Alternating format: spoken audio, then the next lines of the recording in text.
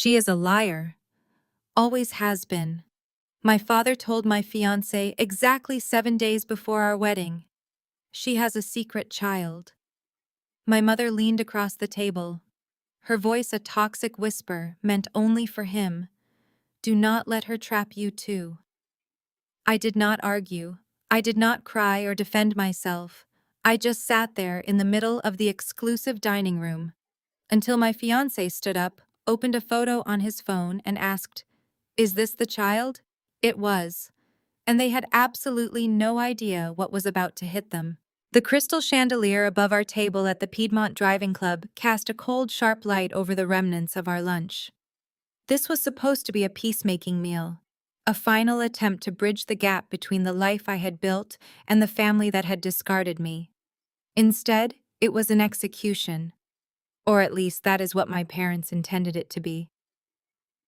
My mother Vivian sat perfectly upright in her tailored St. John's suit, her pristine blowout not moving a single inch as she set her half-empty mimosa down on the white linen tablecloth.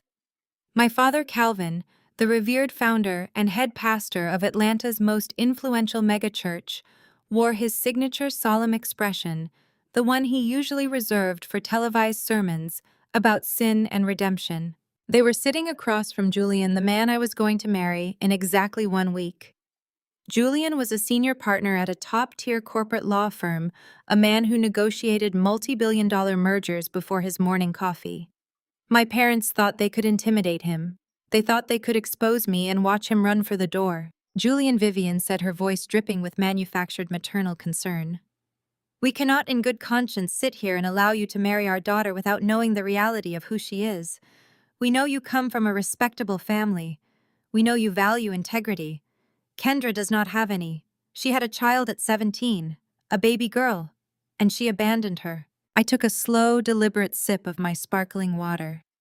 The ice clinked gently against the glass, the only sound at our table. I did not look at Julian. I did not need to. I kept my eyes locked on Vivian, watching the familiar thrill of cruelty dance behind her heavily mascaraed eyes. She was enjoying this. She had waited 18 years to use this weapon against me, waiting for the moment when I finally had something beautiful enough to destroy. You see, Julian? My father chimed in his deep, resonant pastor voice, carrying just enough to ensure the nearby tables could not quite hear the scandal, but could sense the gravity. We built our ministry from the ground up. We represent Black excellence in this city. We employ hundreds of people. We guide thousands of souls. When Kendra got pregnant, it threatened to bring down everything we had built. We tried to handle it quietly. We offered to send her away to handle the adoption properly through the church channels. But she was rebellious. She ran away from her responsibilities. She left the baby to the state and disappeared. We have spent years praying for her soul. Vivian sneered, her gaze dropping to my custom-tailored emerald suit. She looked at me the way one might look at something scraped off the bottom of a shoe. You look at her now, and you see a successful woman. Vivian continued, turning her attention back to Julian. You see this boutique private equity firm she claims to own. Let us be realistic. A high school dropout does not simply wake up one day and acquire millions of dollars in capital to buy commercial real estate in downtown Atlanta. We all know how the world works. She is a front. She is likely being funded by shady men, using whatever leverage she has to play pretend in the corporate world. She paused, making sure her words sank in. If you want to marry into this family, Julian, you should be looking at our other daughter. Chloe did things the right way. She graduated summa cum laude from Spelman. She maintained her purity, her dignity. She married Harrison, a brilliant, respectable white real estate developer who brought old money connections to our family's legacy. Chloe is the true reflection of the Marcus family name. Kendra is just a fraud playing dress-up. Do you really want a woman who threw her own flesh and blood away just because it was inconvenient? I sat completely still, letting the venom wash over me. It was a masterpiece of gaslighting, a breathtaking revision of history. They were sitting in one of the most exclusive, historically white country clubs in the South, a membership they had fought tooth and nail to secure using the very narrative of Black excellence they were currently weaponizing against me. They needed Julian to believe I was the villain. They needed me to be the broken, shameful scapegoat because if I was not the villain, then they had to face what they actually were. I did not shed a single tear. I had spent 18 years building an emotional fortress that their toxic words could no longer penetrate.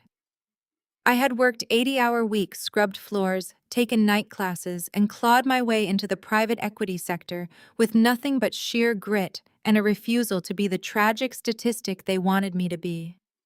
I knew my worth. The only question was how Julian would react.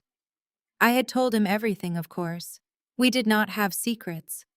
But seeing my parents operate in person, witnessing the sheer magnitude of their manipulation live and in color, was something else entirely. Julian reached for his linen napkin, calmly wiping the corners of his mouth. He placed the napkin precisely beside his plate. He did not look angry. He did not look shocked. He looked like a predator who had just been handed the keys to the cage.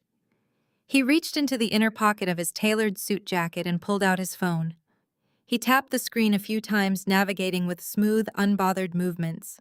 Calvin leaned forward, expecting Julian to excuse himself, expecting the outrage and the dramatic exit.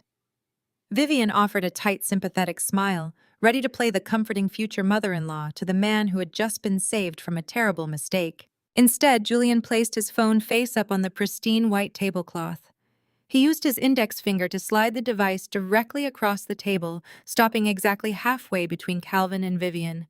The screen was brightly lit, displaying a high-resolution photograph. Vivian glanced down. The air seemed to instantly vanish from her lungs. Calvin's eyes widened, his pastoral composure shattering into a look of absolute, unadulterated panic. The photograph on the screen was of a beautiful, vibrant 18-year-old girl. She had warm brown skin, a cascade of natural curls, and a smile that lit up the frame.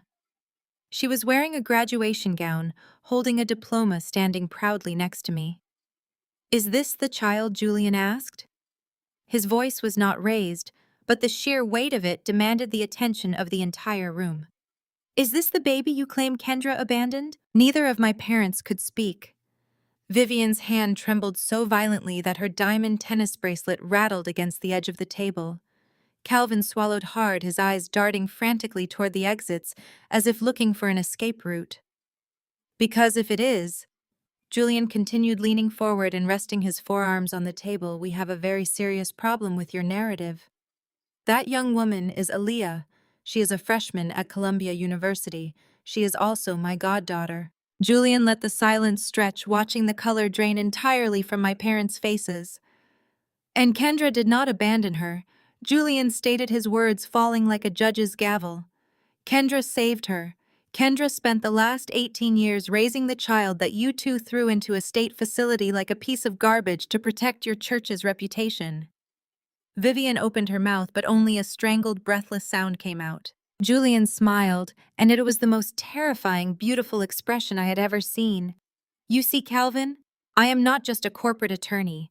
I am the attorney who audited the legal trust that pays for Aaliyah's education. A trust that I traced back to a shell account linked directly to your precious megachurch's tithing funds. You did not just throw a baby away. You used your congregation's money to pay off the facility to keep it quiet. So before you ever speak about my future wife's integrity again, I suggest you consider how the IRS and your board of elders might feel about your definition of Black excellence." The silence that followed Julian dropping that photograph onto the table was so absolute, it felt as though the air had been sucked out of the dining room. Around us, the soft clinking of crystal glasses and the polite murmurs of Atlanta's elite continued uninterrupted, but at our table, the world had violently stopped spinning. I watched my father. For my entire life, Calvin had worn his authority like a tailored suit. He was the shepherd of 30,000 souls, a man who commanded arenas with a single breath. But in that fraction of a second, the polished pastoral mask dissolved completely. His heavy gold ring slammed against the mahogany table. The impact rattled the silverware and made the water in my glass tremble. The sudden violence of the gesture caused a waiter 2 tables away to pause and glance in our direction. Calvin did not care.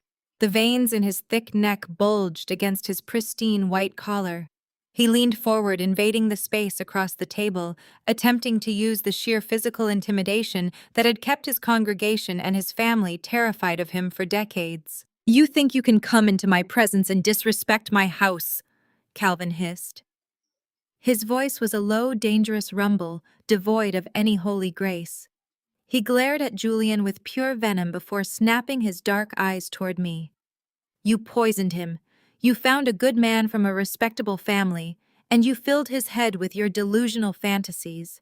You have always been sick in the head, Kendra, always making up lies to tear down the people who fed you and put a roof over your ungrateful head." I did not flinch. I sat perfectly still, my hands resting casually in my lap. I had spent years in therapy unlearning the instinct to cower when this man raised his voice. I had spent countless nights pacing my apartment building my career from absolute zero, just so I would never have to be afraid of Calvin again. I looked at the man who shared my blood and felt absolutely nothing but clinical detachment. Calvin saw that his anger was not working. He saw that I was not shrinking away, and it infuriated him further. He sneered, his lip curling in disgust as he went for the deepest wound he could remember. "I gave you life," he growled, leaning even closer. "And when you brought shame to my doorstep, I did exactly what the Lord commanded. I cast out the wicked. I should have let you rot in the streets the night I threw you out. You stood in my driveway in the freezing rain with a black plastic garbage bag full of your cheap clothes, and you begged me to let you back in. You cried like a dog at my door. You were a stain on my ministry then, and you are a stain on it now. You think wearing a designer suit changes what you are. You are nothing but a dropout who nearly ruined this family." The memory tried to claw its way up my throat. I remembered the freezing rain. I remembered the feeling of the wet plastic bag against my leg. I remembered looking up at the second-floor window of our Buckhead mansion and seeing my sister Chloe watching me from the warmth of her bedroom, doing absolutely nothing to stop them from throwing me away. But the memory had no teeth anymore. It was just a story that belonged to a girl who no longer existed. "A stain on your ministry," I repeated. I kept my voice incredibly soft, forcing him to strain to hear me. "Is that what you call $50,000 of congregation tithes, Calvin?" The blood instantly drained from his face. His jaw went slack. Beside him, Vivian stopped breathing entirely. Her manicured hand hovered over her mimosa, frozen in midair. I leaned forward, mirroring his posture, but I did not raise my voice. I spoke with the lethal precision of a woman who had meticulously reviewed every single bank record. "You stood in the pulpit and asked single mothers and working-class families to dig deep for the new youth center building fund. And then you took $50,000 of that untaxed holy money and you handed it directly to a state facility director. You bribed a county official to take a newborn baby off the books. You paid them to bury the paperwork, so your precious golden child Chloe could go to Spelman with a clean record and a flat stomach. You bought her debutante season with stolen church money, and you tried to erase a human being to do it." Calvin tried to speak, but his mouth only opened and closed. He looked like a man drowning on dry land. He looked frantically at Julian, expecting the attorney to be horrified by my accusations. But Julian simply sat there, radiating a cold, terrifying calm. Vivian suddenly lunged forward. She did not care about the morality of what they had done. She only cared about the optics. Her eyes darted wildly around the Piedmont Driving Club, terrified that one of the judges or senators dining nearby had overheard my words. Her face twisted into a mask of pure aristocratic panic. "Keep your voice down," Vivian hissed, grabbing the edge of the table. "You spiteful, jealous little girl. You have spent your entire life trying to destroy your sister because you could never be her. Chloe is a respectable married woman. You will not bring your ghetto gutter lies into her life." Vivian pointed a trembling manicured finger directly at my face. "You listen to me, Kendra. You will not marry this man. You will not have a wedding in my city. I am the First Lady of the largest congregation in Atlanta. I sit on the board of every major charity in this state. By the time the sun goes down today, I will personally call every vendor, every caterer, and every guest on your list. I will tell them you are mentally unstable. I will tell them you are under federal investigation. I will use every ounce of power I have to run you and your little fake business completely out of Atlanta. You are dead in this town. Do you hear me? Dead. I looked at my mother, watching the ugly desperation contort her beautiful features. Before I could even open my mouth to respond, Julian calmly reached across the table and picked up his phone. He did not look angry. He looked entirely bored by her threats. That will be incredibly difficult for you to accomplish. Vivian? Julian noted his voice smooth and professional, like he was discussing a minor clause in a corporate merger. Vivian glared at him, her chest heaving. And why is that? Because you think you have money. You think your law degree protects her. No, Julian replied, slipping the phone back into the inner pocket of his jacket. Because as I mentioned, Aaliyah is my goddaughter. And when Kendra asked me to establish an ironclad legal trust for Aaliyah's college tuition and future investments, I had to do my due diligence. I had to verify Aaliyah's entire paper trail to ensure no biological relatives could ever make a claim on her assets. Julian smiled politely, but his eyes were completely dead. My firm employs some of the best forensic accountants on the Eastern Seaboard.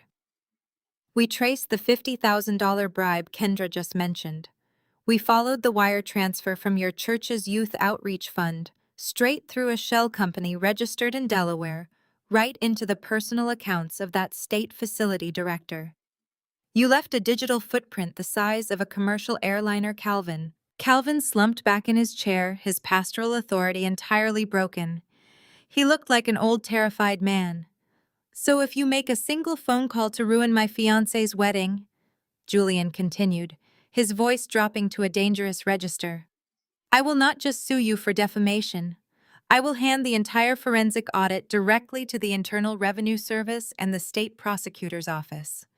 You will not just lose your church, Calvin, you will lose your freedom. In a bustling kitchen filled with the aroma of freshly baked goods and simmering sauces, the heart of any home beats strongest. This space is more than just a place to prepare meals. It's a hub of activity, a gathering spot for family and friends, and a canvas for culinary creativity. However, maintaining a functional and efficient kitchen requires more than just good recipes. It demands the right tools and equipment. Among the most essential yet often overlooked components of a well-equipped kitchen are high-quality kitchen knives, a reliable food processor, and versatile cookware. First and foremost, a set of high-quality kitchen knives is indispensable for any cook, whether a novice or a seasoned chef. The precision and ease with which a good knife glides through ingredients can significantly impact the cooking experience. A dull knife not only makes prep work tedious, but can also be dangerous as it requires more force and increases the risk of slipping. Investing in a forged, high-carbon steel knife ensures durability and a sharp edge that lasts. A versatile chef's knife, a paring knife for delicate tasks, and a serrated utility knife for slicing bread and tomatoes form the core of a reliable knife set. Regular honing and occasional sharpening keep these tools in top condition, making meal preparation a joy rather than a chore. Equally important in the modern kitchen is a reliable food processor. This versatile appliance can drastically reduce the time spent on repetitive tasks such as chopping, slicing, dicing, and pureeing. From making quick salsas and pestos to kneading dough for homemade bread, a food processor is a multitasker that streamlines the cooking process. When selecting a food processor, consider the bowl capacity and motor power.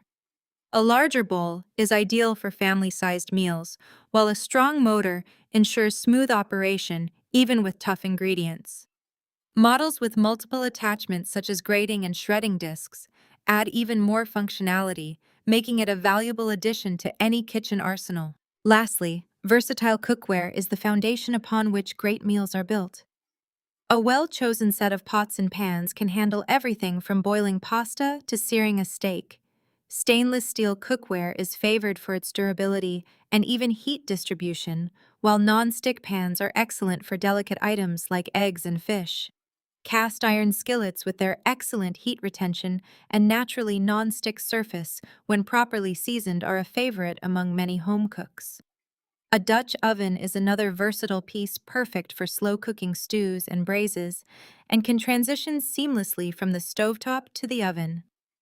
Investing in high-quality cookware not only enhances the cooking process, but also ensures longevity, saving money in the long run. In conclusion, a functional and efficient kitchen is the cornerstone of enjoyable cooking.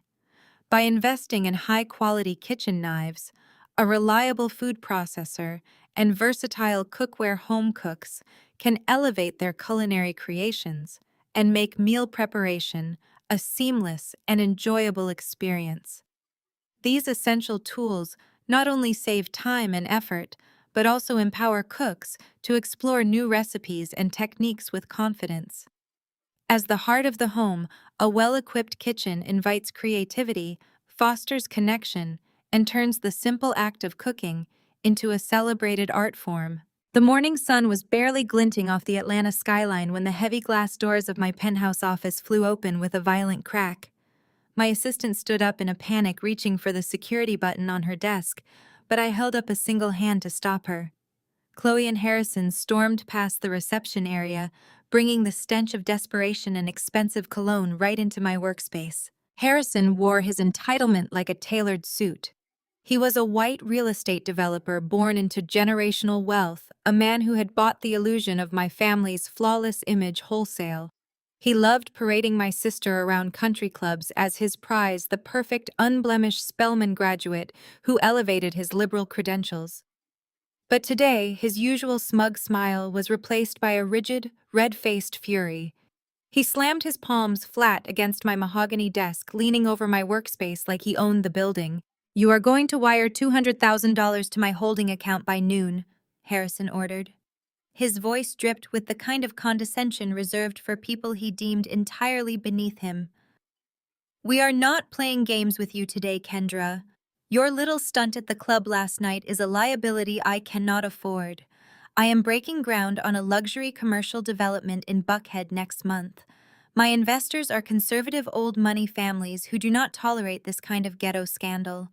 If the press finds out that my sister-in-law is a high school dropout who birthed a bastard child and hid it from the world, my PR team will spend a fortune doing damage control. You are going to pay for that silence." I leaned back in my leather chair, steepling my fingers. I did not blink. I did not raise my voice. I simply watched my sister, who was standing slightly behind her husband. Chloe was already performing, dabbing her dry eyes with a silk tissue, playing the distressed Southern belle to absolute perfection. "How could you do this to us, Kendra?" Chloe cried, her voice trembling with practiced fragility. "You always ruin everything. You have always been jealous of my life, of my marriage. But bringing your sins into my social circle is crossing a line. Do you have any idea how humiliating it is for me to face Harrison's family, knowing they might find out about your trashy past? You owe us this money for the emotional distress you have caused my husband. Pay the money, or we go straight to the local news stations and tell them exactly what kind of degenerate you really are." I stood up slowly, the soft click of my heels against the marble floor echoing in the sudden silence of the office. I walked around the massive desk, stopping mere inches from Harrison. He tried to hold his ground, lifting his chin to look down his nose at me, but I could see the slight tremor in his jaw. I was not the scared 17-year-old girl they used to bully in the hallways of my parents' mansion. I was a woman who navigated shark-infested financial waters for a living. "Harrison," I said, keeping my tone conversationally light, "before you threaten to run to the press with a story, you should really make sure you know who the main character is." Harrison scoffed, crossing his arms over his chest. "Do not try to spin this. Calvin told us everything. He told us how you ruined your life and abandoned your baby. You are a liability." I shifted my gaze to my sister. Chloe took a half step backward, her perfectly glossed lips parting in sudden panic. She knew what I was going to say. She had spent 18 years praying this exact moment would never arrive. "Did Calvin tell you about the summer of 2007? Harrison asked, never taking my eyes off my sister. "Did he tell you about Chloe's prestigious church mission trip to build schools in Europe? The one that lasted exactly 9 months." Harrison frowned, glancing over his shoulder at his wife. "What does a high school mission trip have to do with you hiding a child?" "She never went to Europe, Harrison," I stated flatly. The words hit the air like physical blows. She was hidden away in a rotting cabin 2 counties over. Calvin and Vivian packed her up in the middle of the night because their perfect golden child, the star of the youth choir, got pregnant by a married deacon. They could not let their precious congregation find out that their flawless daughter was anything less than pure. So they hid her. They hid her until she gave birth to a beautiful baby girl. And then to protect her Spelman track and her debutante image, they forced her to hand that baby over to the state. They threw Aaliyah away like garbage so Chloe could rush back to Atlanta in time to pledge her sorority. "Shut up!" Chloe screamed. Her voice was shrill, entirely devoid of her usual polished grace. "Shut your mouth right now. Harrison, do not listen to her. She is a jealous, bitter liar. She has spent her entire life trying to tear me down." I ignored her screaming. I stepped closer to Harrison, forcing him to look me in the eye. "I was the one who found out what they did," I told him, my voice dropping to a fierce, relentless whisper. "I was 17 years old, working 3 minimum-wage jobs, living in a roach-infested studio apartment because Calvin kicked me out for refusing to keep their disgusting secrets. I spent a year tracking the foster system. I fought court battles you cannot even begin to comprehend. I paid for lawyers. I paid for private school. I paid for every single thing that child needed while your wife was sipping champagne at country club mixers, pretending she did not have a daughter breathing on this earth." "That is a lie," Chloe shrieked, tears of genuine terror finally spilling down her cheeks. "You are a psychopath. You stole that baby to punish me." "I did not steal anything," I shot back, my patience completely gone. "You abandoned her. You signed the termination of parental rights with a smile on your face. I became her legal guardian because she deserved a mother who would not discard her for social status." Harrison stood perfectly still. The arrogant flush had completely drained from his face, leaving him a sickly, ashen white. His eyes darted from me to his wife, processing the timeline, the sudden disappearances, the fierce way Calvin and Vivian always deflected questions about Chloe's youth. Chloe lunged forward, grabbing Harrison's arm with desperate, clawing fingers. "She is lying to you, Harrison. Look at her. Look at who she is. She is the outcast. She is the failure. Our parents threw her out because she is toxic. No one in this city will ever believe the scapegoat over the golden child. The press will laugh in her face. I am the respectable one. I am your wife. Harrison knows you are lying." Chloe pointed a shaking finger at me, breathing heavily, trying to pull her husband back into her fabricated reality. I looked at Harrison.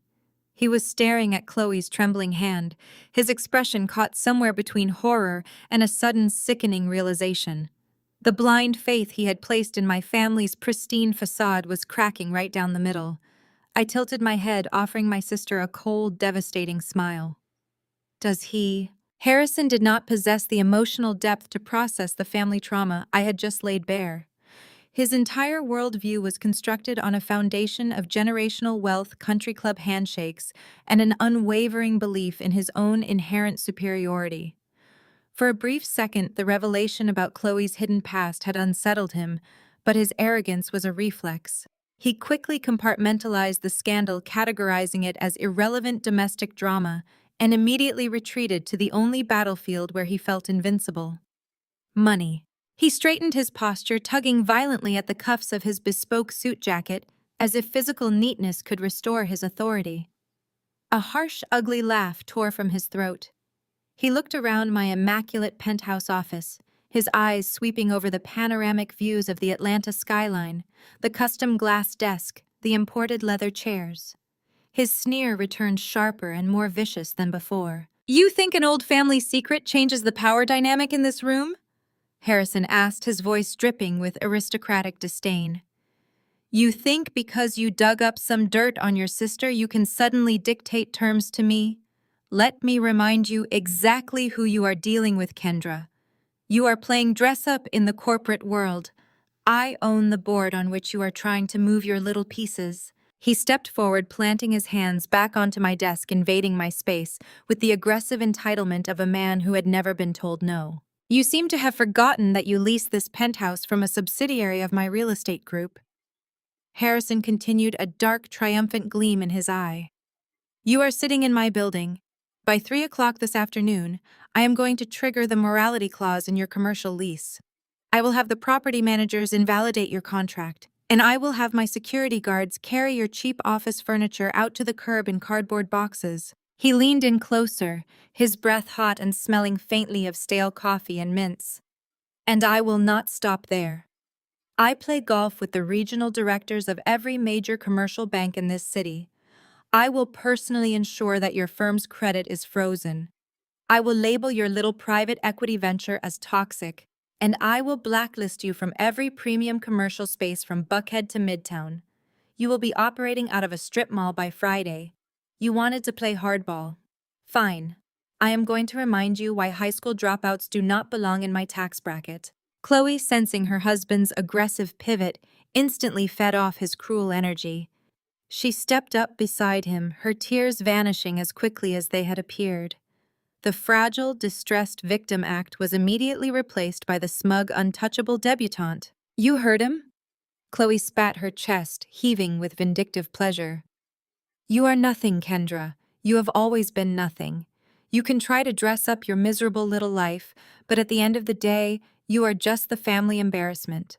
Harrison is going to destroy you.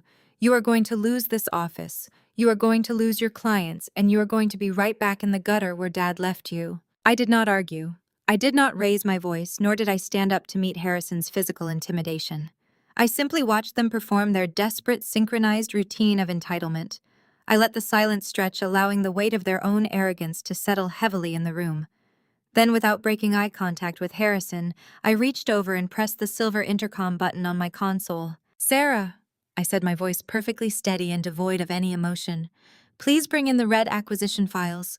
The intercom clicked off.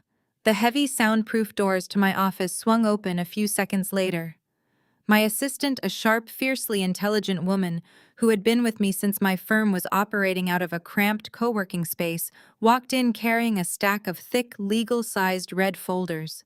She did not look at Chloe or Harrison. She simply placed the files squarely in the center of my glass desk, offered a brief nod, and exited the room, closing the doors silently behind her. I rested my hands on the top folder. Harrison watched my movements, his eyes narrowing. The smugness was still there, but a tiny, imperceptible fracture of doubt had begun to form in the rigid line of his jaw. You talk a great deal about ownership, Harrison. I began sliding the first red folder open. You talk about your family legacy, your boardrooms, your subsidiaries. But the problem with generational wealth is that it makes you intellectually lazy. You assume that because you inherited a kingdom, you do not have to defend the walls. I pulled a thick, staple-bound legal document from the file and slapped it onto the glass desk. The sharp crack echoed in the large room. I did not just lease this penthouse, I said, tapping the document with my index finger. I bought the building. Harrison blinked, his brow furrowing in confusion. That is impossible, he scoffed, though his voice lacked its previous volume. This building is owned by a corporate trust managed by my primary lender. Exactly, I replied, offering him a smile that was entirely devoid of warmth. I continued pulling documents from the red folders, slapping them down onto the desk one by one, in a relentless rhythmic percussion of financial ruin. You see, Harrison, while you were spending the last 5 years attending galas and using my sister as a prop to prove your progressive social values, I was reading your financial disclosures. I was studying the aggressive, highly leveraged moves you were making to fund that new luxury commercial development you are so proud of. You borrowed against everything. You over-leveraged your existing properties to secure the mezzanine debt for the new project. You built a spectacular, expensive house of cards, and you tied it all to one primary institutional lender. I stood up, picking up the final, heaviest document, and held it out toward him. My private equity firm specializes in acquiring distressed assets and poorly managed corporate debt. I explained, my voice slicing through the quiet air with surgical precision. And over the last 72 hours, my firm orchestrated a highly aggressive hostile takeover of your primary lender. We bought the bank Harrison. We acquired the entire portfolio of your commercial loans. I hold the paper on every single piece of property your family name is attached to." The color vanished from Harrison's face. He looked as though the floor had suddenly opened up beneath his expensive Italian shoes. He reached out with a trembling hand and pulled the document toward him. His eyes scanned the legal jargon, the signatures, the undeniable ironclad proof of his absolute financial subjugation. "I do not just own this building," I said, my voice dropping to a low, lethal register. "I own your development project. I own your corporate accounts. I own you. And as the primary holder of your debt, I have spent the morning reviewing the covenants of your loans. It turns out you have violated 3 major liquidity clauses." Harrison's mouth opened, but no sound came out. He stared at the paperwork, his chest rising and falling in shallow, panicked breaths. He was a man watching his entire inherited empire vaporize before his very eyes. I tapped the specific page he was staring at. "That is a formal notice of default, Harrison. That is a foreclosure warning with your name on it. By the time the sun goes down today, I will seize the luxury development you were planning to break ground on. I will liquidate your assets, and I will personally see to it that you are entirely bankrupt before your country club buddies even finish their afternoon rounds of golf." Chloe stared at her husband, completely bewildered. She did not understand the intricate financial mechanics I had just detailed, but she understood the look of absolute soul-crushing terror on Harrison's face. She realized with a sudden and violent clarity that the shield of wealth and privilege she had hidden behind for her entire adult life was gone. "No," Chloe stammered, stepping back. "No, that cannot be real. Harrison, tell her she is lying. Tell her she cannot do this. No one will believe the scapegoat over the golden child. Harrison, say something. Harrison knows you are lying." She screamed the last words, her voice cracking in pure desperation. I looked at Harrison. His eyes were darting back and forth across the foreclosure notice, reading the same devastating paragraphs over and over again, searching for a loophole that did not exist. He was sweating his tailored suit, suddenly looking restrictive and suffocating. I tilted my head, looking at my sister with a calm, terrifying serenity. "Does he?" I asked. Before Chloe could open her mouth to scream again, a sharp, piercing ringtone shattered the silence. It was Chloe's phone vibrating violently inside her designer purse. She scrambled to pull it out, her hands shaking so badly she nearly dropped it. She glanced at the screen, and a fleeting look of desperate triumph flashed across her panicked features. "It is!" Dad, Chloe announced, her voice breathless. She swiped the screen and immediately hit the speaker button, holding the phone out like a weapon, desperate to prove her dominance, desperate to prove that the patriarch of the family would swoop in and save her from the reality I had just unleashed. "Dad, tell her," Chloe cried out, but she did not get to finish her sentence.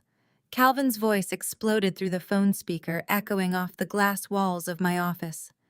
He did not sound like the booming, confident megachurch pastor. He sounded like a man who was actively suffocating in a burning building. "Chloe, listen to me." Calvin's voice blared, raw and frantic, completely devoid of his usual holy composure. "We have to destroy Kendra before the rehearsal dinner. We have to move right now. She knows about the money. Chloe, she knows about the $50,000. The words hung in the sterile, climate-controlled air of my penthouse office like a detonated grenade. For a fraction of a second, nobody moved. The sheer magnitude of Calvin's panic broadcasting live through the tiny speaker of Chloe's diamond-encrusted phone paralyzed the room. Then self-preservation kicked in. Chloe let out a sharp, guttural gasp. The polished, untouchable debutante mask completely shattered, leaving behind a terrified, cornered animal. Her thumb jammed frantically toward the red end call button on the screen. She needed to kill the connection. She needed to silence the voice of our father before he could dig her grave any deeper. But Harrison was faster. His hand shot out like a striking snake. His large fingers wrapped tightly around Chloe's delicate wrist, halting her movement instantly. The force of his grip was absolute. Chloe shrieked a short, high-pitched sound of genuine shock and tried to yank her arm away. Harrison did not let go. his face already pale from the realization that I had just legally seized his entire real estate empire, now contorted into a mask of pure, unadulterated fury. For years, Chloe and Harrison had been the toast of Atlanta's elite. They were the couple who always commanded exactly 2 seats at the most exclusive charity galas, starting after 8 in the evening, projecting a flawless unified front to the press and their wealthy peers. They were a brand. A meticulously curated image of old money meeting modern Black excellence. But right now, standing in front of my desk, that brand was disintegrating into dust. Harrison twisted Chloe's wrist just enough to force her fingers to release the device. He snatched the phone out of her hand with a violent jerk. Chloe stumbled backward, clutching her wrist against her chest, her eyes wide with mounting terror. Harrison lifted the phone toward his face. He stared at the active call screen for a long, heavy moment before he spoke. "What money?" Calvin Harrison demanded. His voice was deadly quiet. It was the voice of a man who negotiated hostile corporate mergers, a man who destroyed rival developers for sport. It carried a chilling, absolute authority. On the other end of the line, the heavy, frantic breathing abruptly stopped. The silence from Calvin was profound. I could perfectly picture our father standing in his lavish pastoral office at the megachurch, the blood draining from his face as he realized he was not speaking to his compliant, secretive daughter. He was speaking to the man holding the keys to their social kingdom. "Harrison." Calvin's voice wavered, stripping away decades of practiced booming pulpit confidence. It was a weak, reedy sound. "Son, I did not realize you were there. Chloe and I were just discussing a private family matter, a minor discrepancy in the household accounts." "Do not insult my intelligence," Harrison snapped, taking a menacing step toward the phone as if he could physically reach through the speaker and strangle his father-in-law. "You just told your daughter that Kendra knows about the money. You specifically said $50,000. But you are panicking, Calvin. A man who oversees a church pulling in tens of millions in annual revenue does not hyperventilate over $50,000. You are terrified she is going to pull a thread that unravels something much larger. So I'm going to ask you one more time. What money?" Calvin stammered. The mighty patriarch, the man who had cast me out into the freezing rain with nothing but a trash bag of clothes, was completely coming apart. He was trying to calculate the variables. He knew I had just confronted Chloe and Harrison. He knew I had the forensic accounting files. In his blind panic, Calvin made the fatal assumption that I had already exposed the entire financial rot hiding beneath his ministry. He thought the dam had already broken. "Harrison, you have to understand," Calvin pleaded, his voice rising in pitch, desperate to spin the narrative before it crushed him.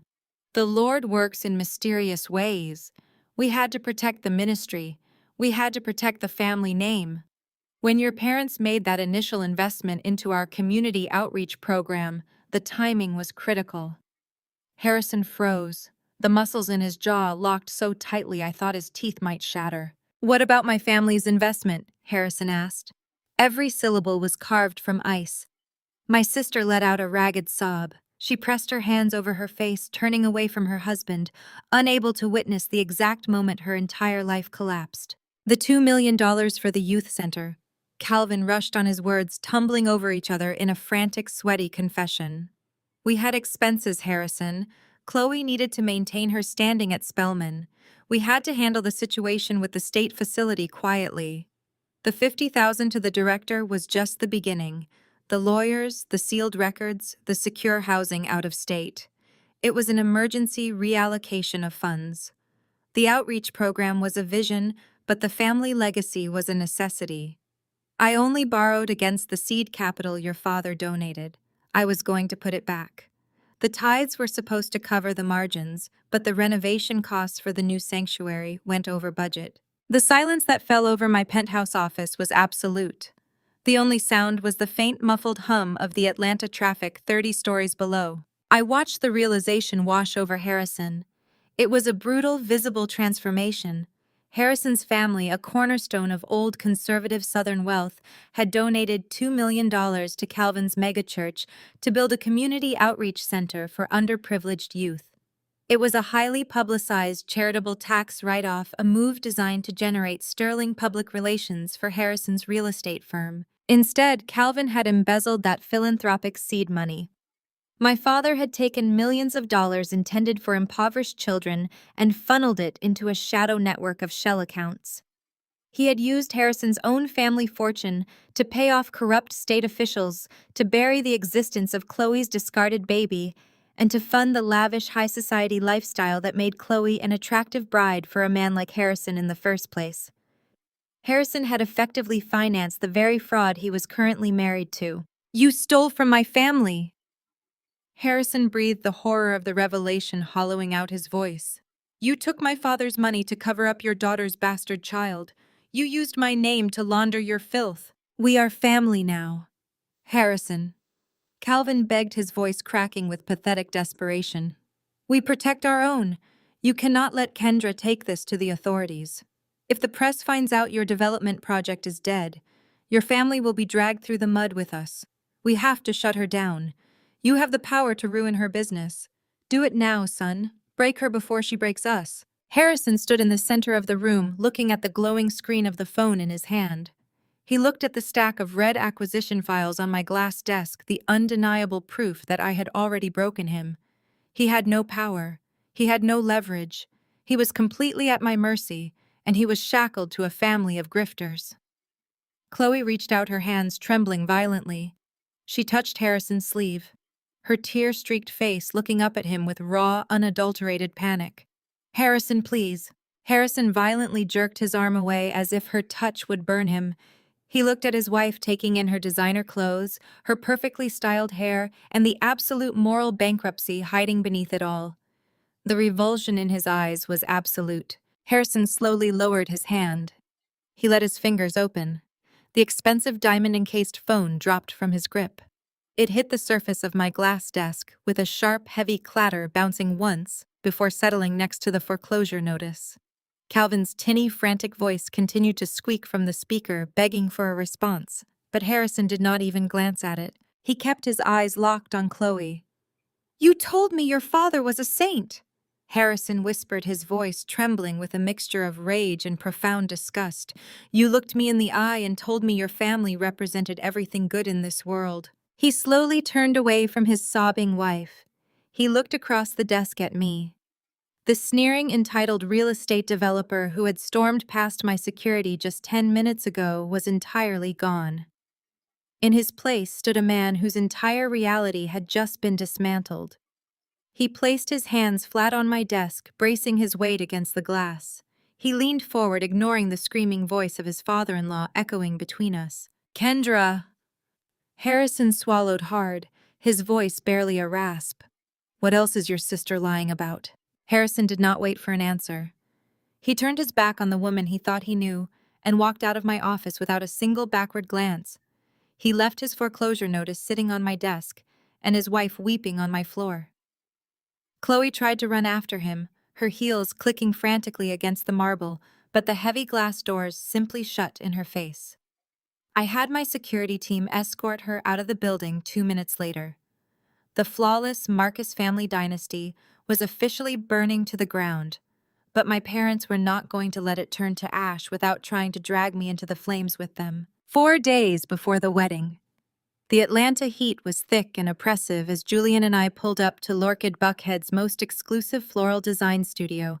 We were scheduled for a final walkthrough of our reception centerpieces.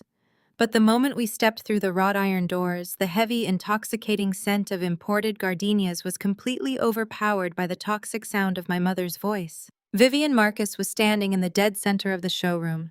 She was dressed for war in a tailored cream Chanel suit, her signature oversized pearls resting against her collarbone. She had her designer handbag clutched tightly in the crook of her arm, a physical barrier she always used when she was trying to assert dominance.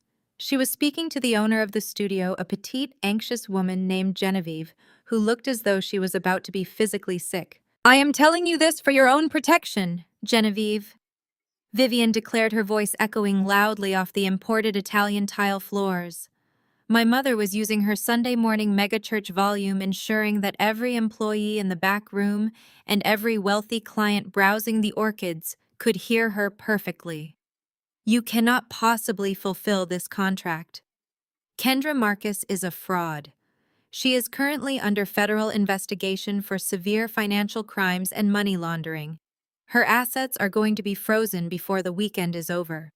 If you deliver these flowers, you are never going to see a single dime of your final payment. Julian rested a solid, reassuring hand on the small of my back as we stopped just inside the entrance.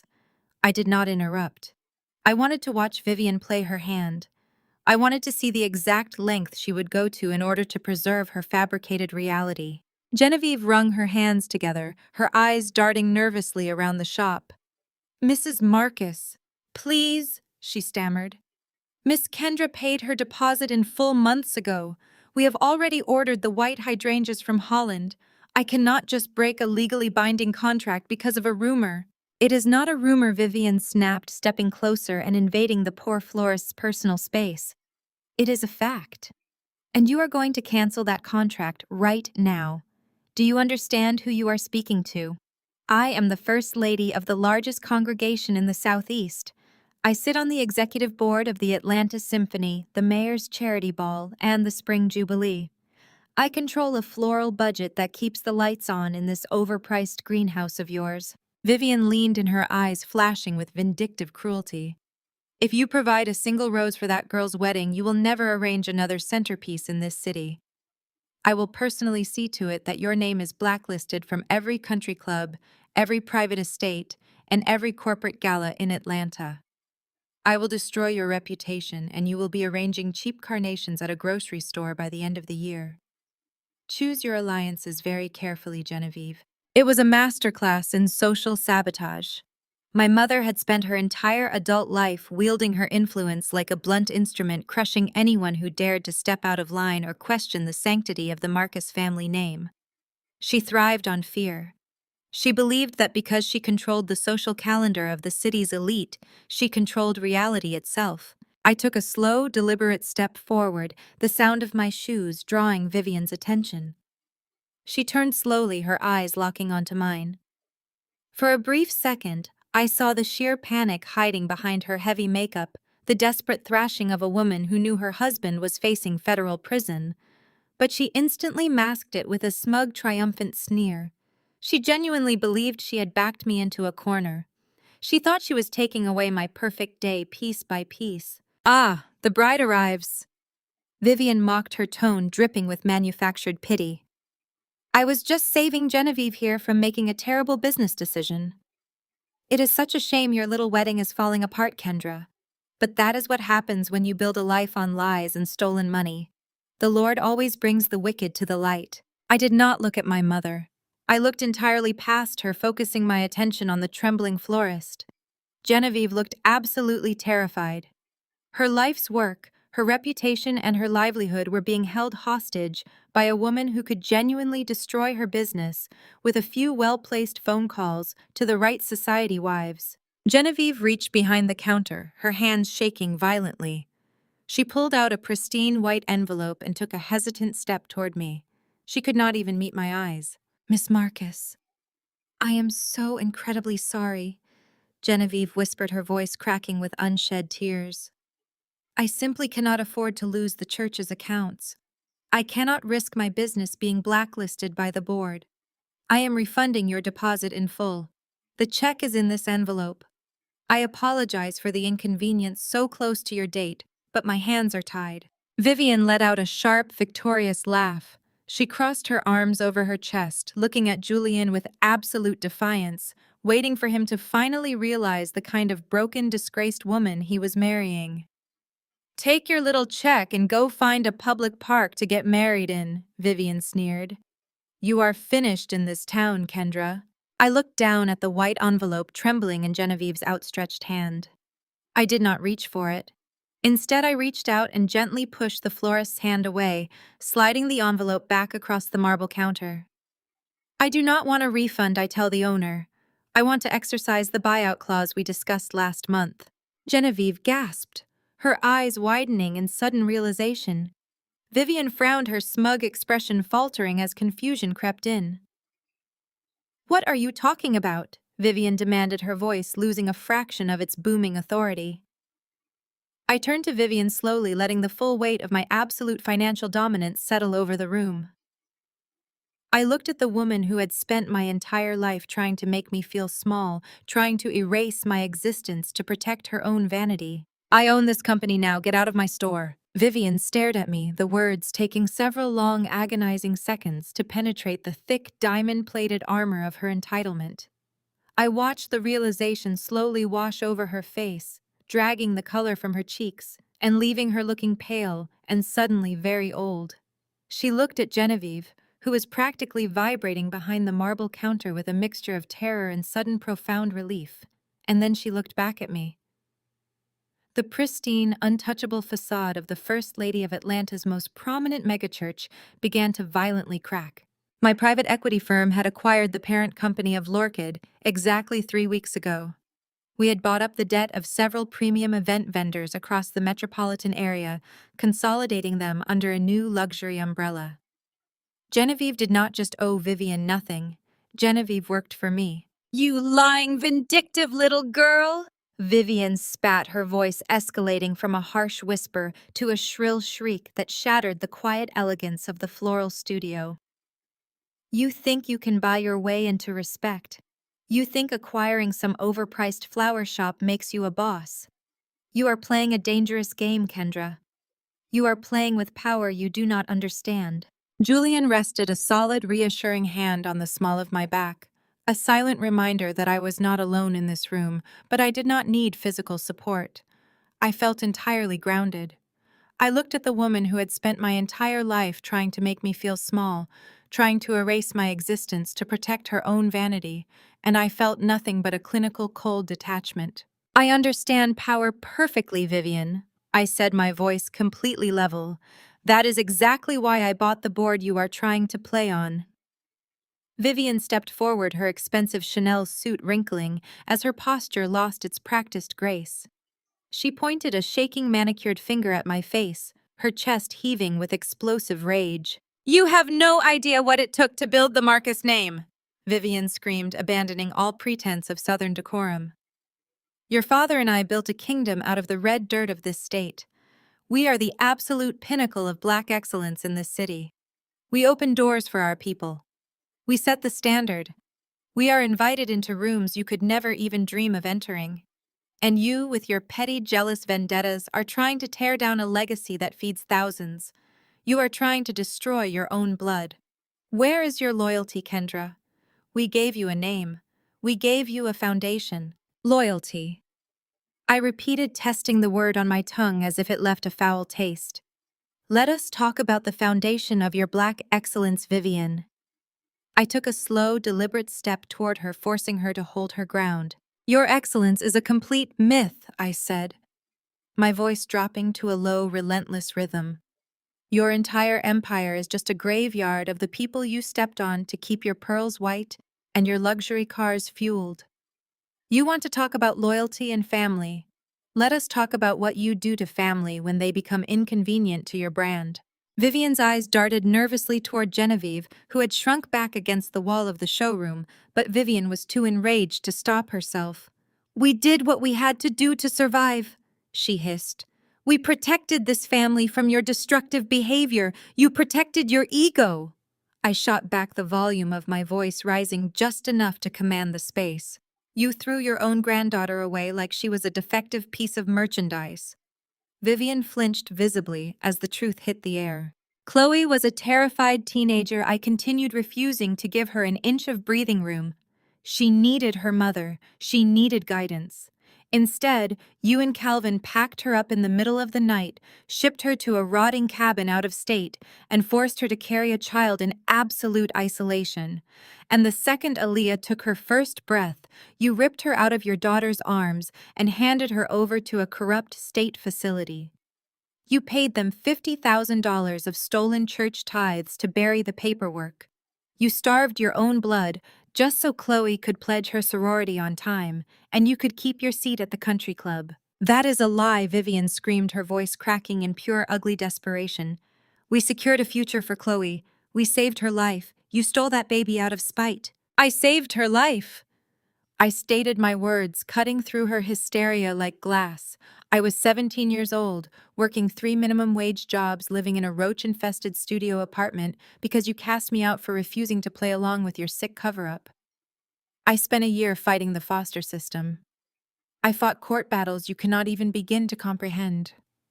I became Aaliyah's legal guardian because she deserved a mother who would not discard her for social status. Vivian was hyperventilating now. The perfectly styled blowout she had arrived with was fraying around the edges. She began pacing in short, frantic circles, her hands clutching her designer bag to her chest like a shield. She was trapped and she knew it. The walls of her fabricated reality were caving in and she had no leverage left to stop it. "You are a monster," Vivian gasped, her breath coming in ragged, shallow pulls. "You want to destroy us because you could never be us. You will never be accepted in this city. I will tell everyone. I will ruin you. You have nothing left to ruin me with, Vivian." I replied, my voice completely devoid of pity. "You do not own this city. You do not even own the debt on your own church anymore. Your husband confessed to embezzling Harrison's family money on a recorded line. Your entire life is over." Vivian let out a primal, guttural scream of absolute fury. She lost her mind completely. She grabbed a heavy crystal vase filled with imported white hydrangeas from the display table next to her and hurled it toward the marble floor. It shattered with a deafening crash, sending water and glass flying across the showroom. Genevieve let out a startled cry, covering her face. Julian moved smoothly, pulling me slightly back to shield me from the spray of water, but I did not look away from my mother. I raised my hand and signaled the 2 men in dark suits standing just outside the glass doors. Julian's private security detail stepped into the floral studio immediately, their movements swift and highly coordinated. "Remove this woman from my property," I ordered. The 2 security guards closed in on Vivian. She thrashed wildly as they grabbed her by the arms, her expensive suit getting violently rumpled, her pearl necklace swinging wildly against her chest. She kicked out her designer heels, slipping on the wet marble floor, fighting with the raw, undignified panic of a cornered predator. "Let go of me," Vivian shrieked, kicking at the doorframe as they hauled her backward. "Do you know who I am? You cannot do this to me." They did not slow down. They dragged her backward through the heavy wrought iron doors, her feet dragging across the pavement outside. The immaculate, powerful First Lady of Atlanta was entirely gone, replaced by a raving, hysterical woman being forcibly removed from a flower shop. As she was dragged through the doors, she fought against the guard's grip one last time, turning her face toward me, her eyes wide with a manic, destructive desperation. She screamed her final threat, her voice echoing down the busy Buckhead street. "I am bringing the press to your rehearsal dinner. I am going to show the world the bastard child you have been hiding." The echo of my mother's screaming faded into the humid Atlanta air, but the venom of her final threat hung in the pristine showroom long after Julian's security team shoved her into the back of a waiting town car. Vivian was wounded, cornered, and entirely unpredictable. She had promised to bring the press to my rehearsal dinner. She fully intended to drag an innocent 18-year-old girl into the flashing bulbs of the paparazzi just to save her own skin and preserve her fabricated social standing. She assumed I would fold to protect Aaliyah from the public spectacle. She was wrong. I was not going to fold.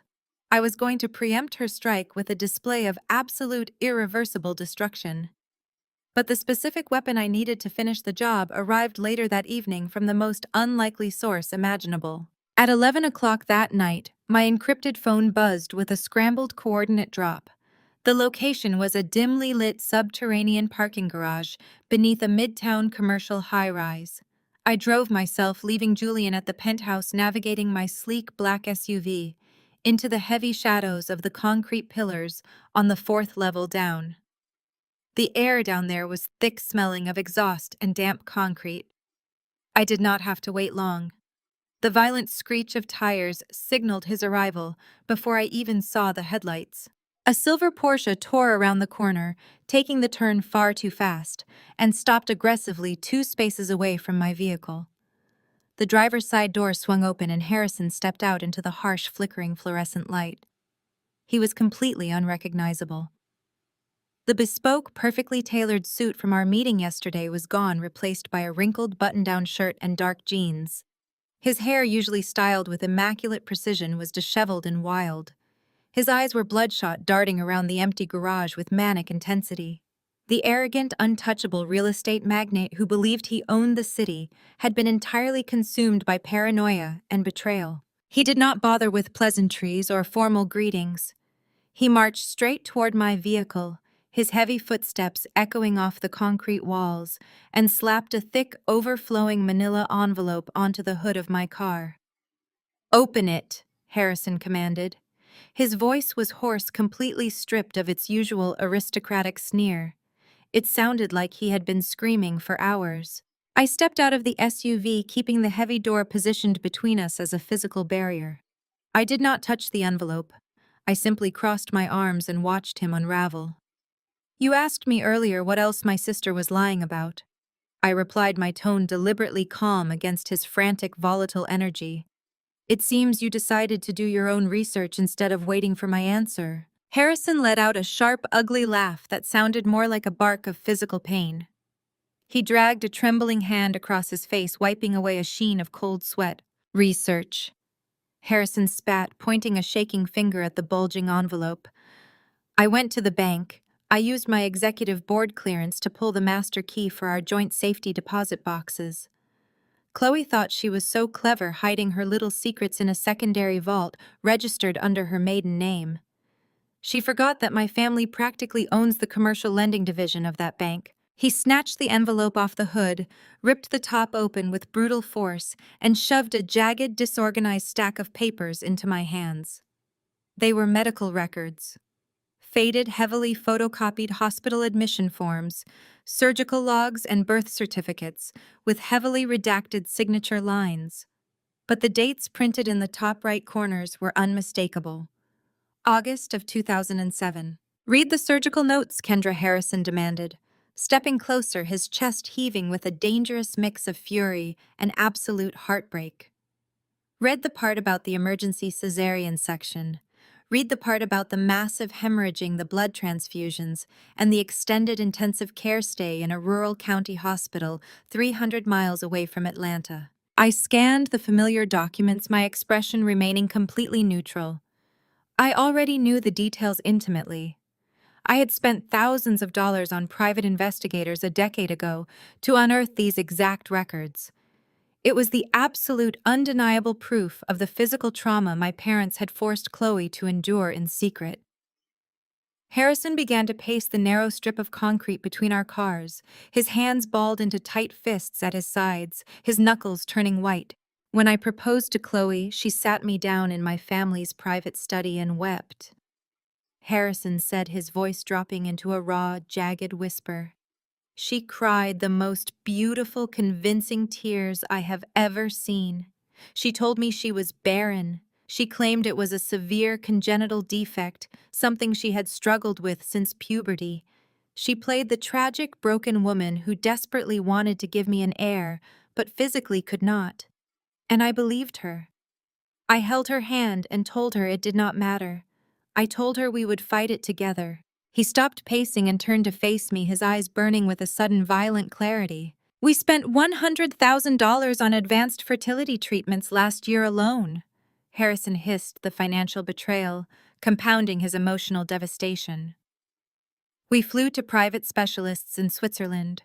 We hired the best endocrinologists in North America. We pumped her full of hormones for months. Every time a treatment failed, she would break down, and I would write another massive check to a new clinic. I watched my wife suffer through physical agony, completely oblivious to the fact that she was putting on a theatrical performance to cover up her past. I held the medical records tightly, looking at the man my sister had manipulated with absolute surgical precision. Chloe had not just lied about her past to protect her pristine social image. She had actively weaponized a fabricated medical trauma to drain her husband's resources, ensuring he remained entirely focused on a fake tragedy rather than digging into the real one. "She was not infertile from birth," Harrison stated, stepping right up to the hood of the car, forcing me to look him in the eye. The specialists in Geneva told us there was severe catastrophic scarring on her uterus, indicative of a botched trauma. They asked us in private consultations if she had ever experienced a ruptured pregnancy or a violent surgical intervention. Chloe swore to them on her life that she had never been pregnant. She looked those doctors in the face and lied while I held her hand. He slammed his fist down on the hood of my car. The loud metallic bang reverberated through the empty garage like a gunshot. She lied to me for 5 years. Harrison roared, the sound bouncing off the concrete pillars.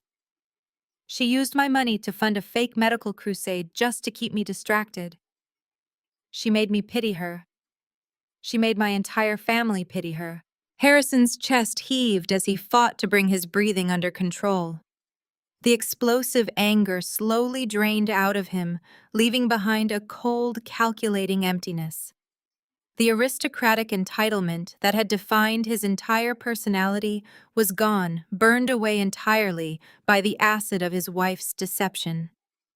He looked down at the medical records in my hand, and then he looked directly at my face. "The baby," Harrison whispered, his voice shaking violently. "The girl you have been raising, the one Vivian and Calvin claim you stole from a state facility." He took a slow, agonizing breath, his mind rapidly piecing together the timeline, the sudden disappearances 18 years ago, and the unexplainable financial drains on the church accounts that Calvin had accidentally confessed to over the phone. "She is the mother, isn't she?" Harrison asked. I did not say a word. I did not have to. The absolute silence of the parking garage was the only confirmation he needed. He closed his eyes, tilting his head back toward the concrete ceiling as the final devastating piece of the puzzle snapped into place. His wife was not a victim of my parents' strict religious rules. She was an active, willing participant in the discarding of her own child to preserve her debutante status. Harrison opened his eyes. The devastation was gone, completely replaced by a freezing, ruthless determination. He was a man who had been humiliated, robbed, and played for a fool in front of his own family. And men like Harrison did not just walk away from a bad investment, they liquidated it with extreme prejudice. Before I could answer his question, he reached into the front pocket of his jeans. He pulled out a small metallic flash drive and held it out toward me. It glinted under the harsh fluorescent lights. "Calvin changed all the administrative passwords this afternoon," Harrison said, his voice entirely devoid of emotion. "He tried to lock me out of the primary accounts we share for the commercial development project. But he forgot that my corporate security firm built the church's digital infrastructure. I bypassed his firewalls in 10 minutes. Harrison dropped the flash drive into my open palm. It felt incredibly heavy. A tiny piece of metal containing the absolute destruction of the Marcus family empire. "I hacked Calvin's church ledger," Harrison stated softly. "I pulled every offshore account, every hidden wire transfer, and every single bribe he paid out over the last 18 years using my family's money." He took a step back, turning toward his silver Porsche. He opened the driver's side door, but paused, looking back at me over his shoulder, with a dark, vindictive smile spreading across his face. "If Vivian is planning to bring the press to your rehearsal dinner," Harrison said, his voice cutting through the damp air, "she is going to need a spectacle. If you are going to burn them at the rehearsal dinner, Kendra, you will need the matches." The rehearsal dinner was held at a sprawling, historic waterfront estate on the banks of the Chattahoochee River. The evening air was thick with the suffocating humidity native to late Georgia summers, but the oppressive atmosphere inside the grand banquet hall had nothing to do with the weather. The room was a masterclass in understated elegance. Crystal centerpieces caught the light of hundreds of floating candles, and a string quartet played softly in the corner. Julian's family, representing 3 generations of quiet, formidable Chicago wealth, mingled politely with my closest friends and corporate partners. Julian stood firmly by my side, radiating a calm, unshakable strength. I had laid the entire arsenal of the Marcus family's sins on our kitchen counter 3 nights ago, handing him the flash drive of embezzled funds and the medical records proving my sister's deceit. Julian had not flinched. He simply kissed my forehead and asked what time the execution was scheduled to begin. The fragile peace of the evening shattered the moment the heavy front gates of the estate opened. Calvin and Vivian did not just arrive, they launched a coordinated invasion. They paraded into the private, intimate dinner with a massive, entirely uninvited entourage designed to act as a firing squad for my reputation. Vivian led the charge, flanked by three prominent stone-faced church elders. Behind them trailed two local city councilmen who owed their entire political careers to Calvin's pulpit endorsements, along with a pair of aggressive public relations consultants carrying clipboards. My mother had promised to bring the press to my rehearsal dinner, and she had delivered an audience ready to witness my public slaughter. Vivian wore a dark, severe gown, playing the role of the tragic, long-suffering matriarch forced to endure the presence of her deeply flawed child. Calvin wore his crisp clerical collar, weaponizing his holy authority to intimidate the room into submission. They swept past the horrified hostess, marching toward the main tables with the arrogant certainty of royalty reclaiming a stolen throne. I did not order my private security detail to throw them out. I instructed the catering manager to immediately set an additional prominent table for the elders and the politicians, offering them prime, unobstructed seats to their own impending ruin. I wanted them exceptionally comfortable. I wanted the men who had blindly supported my father's corrupt empire to witness every single second of what was about to happen. Chloe walked several paces behind her parents, and the sight of my sister was almost shocking. Her face was completely devoid of color, her skin pulled tight with absolute paralyzing terror. She looked like a ghost haunting her own life. Harrison walked beside her, but the physical and emotional distance between the married couple was a gaping chasm. He did not touch the small of her back. He did not offer her a reassuring glance. Harrison scanned the elegant room, his eyes locking directly onto mine, and he gave a slow, imperceptible nod. He had handed me the matches in that dark parking garage, and now he was here to watch his father-in-law burn. As the five-course meal began, the tension in the banquet hall transformed into a crushing physical weight. The clinking of silver forks against fine bone china sounded unnaturally sharp and loud. Julian's family, far too well-bred to openly stare, exchanged quiet, calculating glances. Vivian spent the entire dinner speaking loudly to the councilmen about the sacred virtues of family transparency, projecting her voice across the room to ensure every barbed comment reached my table. Calvin sat with a rigid, righteous posture, nursing a glass of sparkling water, while shooting dark, venomous glares in my direction. He thought he was holding the ultimate trump card.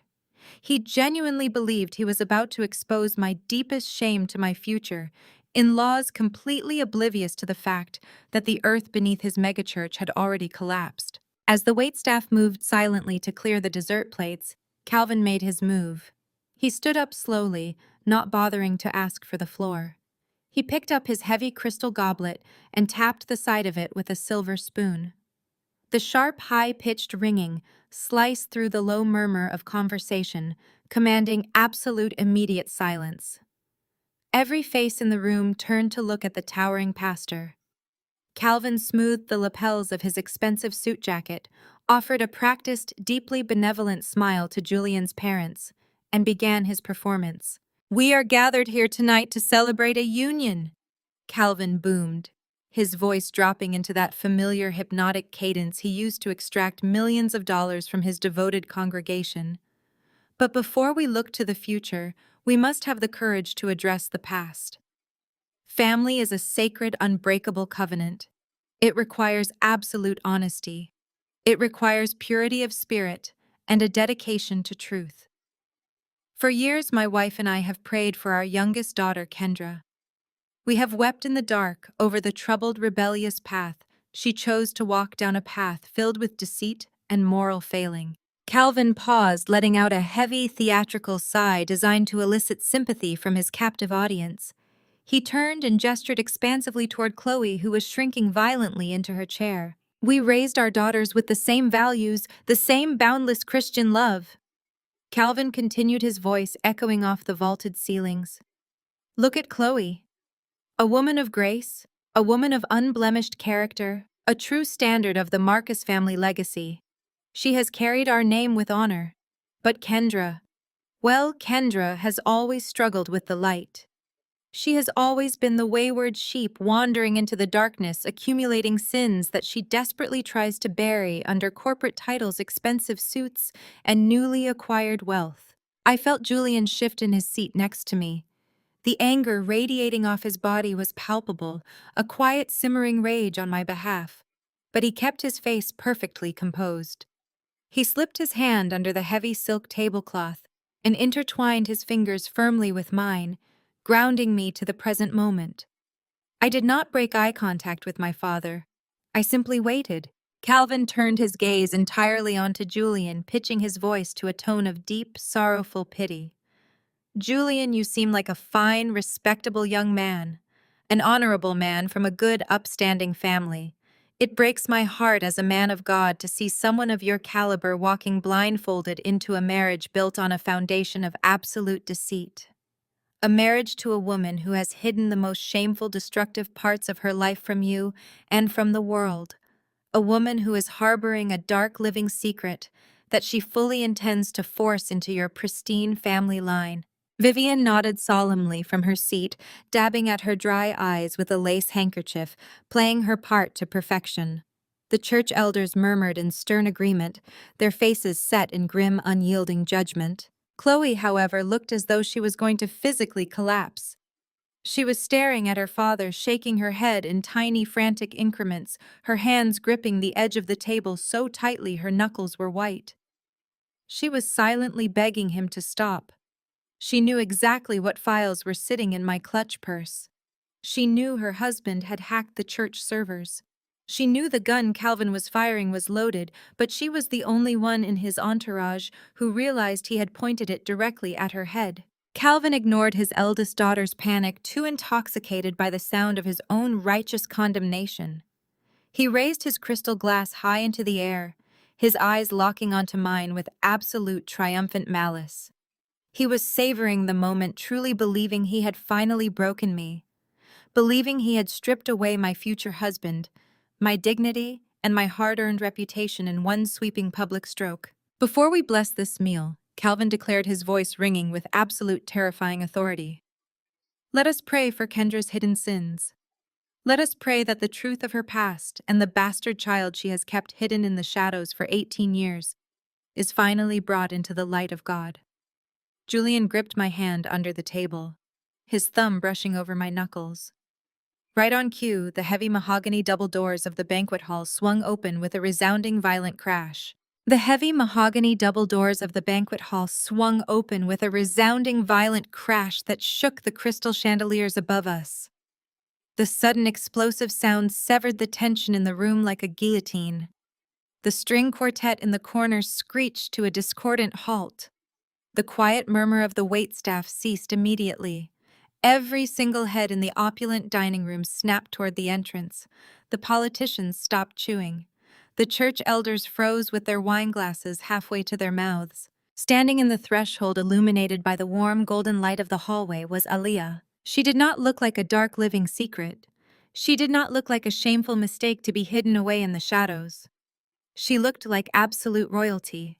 She wore a custom-tailored emerald gown that fell around her in heavy sweeping folds of silk, moving like liquid glass as she took her first step into the room. The deep green color contrasted flawlessly with her rich dark skin. Her hair was styled in an elegant, sophisticated updo, exposing the sharp, aristocratic lines of her jaw and the high cheekbones she had inherited directly from the Marcus bloodline. She carried no purse. She wore no excessive jewelry. Her sheer, undeniable presence was the only accessory she needed. She was 18 years old, but she possessed the calm, terrifying poise of a woman who knew exactly how much power she held in this room. I felt a fierce, overwhelming surge of pride rise in my chest. I had spent my entire adult life shielding her from the toxic venom of my parents, but I had never raised her to be a victim. I had raised a warrior. And tonight she was stepping onto the battlefield fully armed. Vivian saw her and instantly seized the moment. My mother had been waiting for this exact spectacle. She had rehearsed her righteous indignation, and she was not going to let the reality of Aaliyah's breathtaking grace ruin her theatrical performance. Vivian shot up from her chair, knocking her heavy silverware to the floor with a loud clatter. She clutched her tailored bodice, breathing heavily, performing absolute shock and horror for her captive audience. She thrust her arm out, pointing a shaking, manicured finger directly at the young woman walking down the center aisle. "Look!" Vivian screamed, her voice echoing off the vaulted ceilings, dripping with manufactured agony. "Look at what she brings into this holy gathering. The evidence of Kendra's sin has come to face her." A collective theatrical gasp rippled through the table of church elders. The older women clutched their pearls, whispering frantic prayers of condemnation. Calvin stood taller at the head table, puffing out his chest, his face practically glowing with smug, victorious satisfaction. He looked at Julian's parents, offering them a slow, sorrowful nod of apology, as if he were a martyr bearing the unbearable shame of my existence. He truly believed his grand plan had worked. He thought he had successfully engineered my public execution. Julian squeezed my hand under the table. His grip was solid, warm, and entirely unbothered. He leaned slightly toward me, keeping his eyes fixed on the unfolding drama. "Your daughter has an incredible sense of timing," Julian whispered, his voice carrying a dark, amused edge. "She learned from the best," I replied, keeping my expression completely neutral. Aaliyah continued her steady, measured walk down the long aisle between the banquet tables. She did not rush. She did not look down. The sea of wealthy guests parted instinctively, leaning away from her, as if she were carrying a live explosive.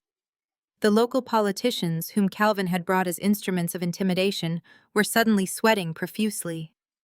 They were men who survived on public perception, and they could feel the atmosphere in the room shifting from a righteous religious intervention to something deeply unstable and dangerous. Harrison sat completely motionless at the head table. He had isolated himself entirely from Chloe, holding a glass of bourbon with a white-knuckled grip.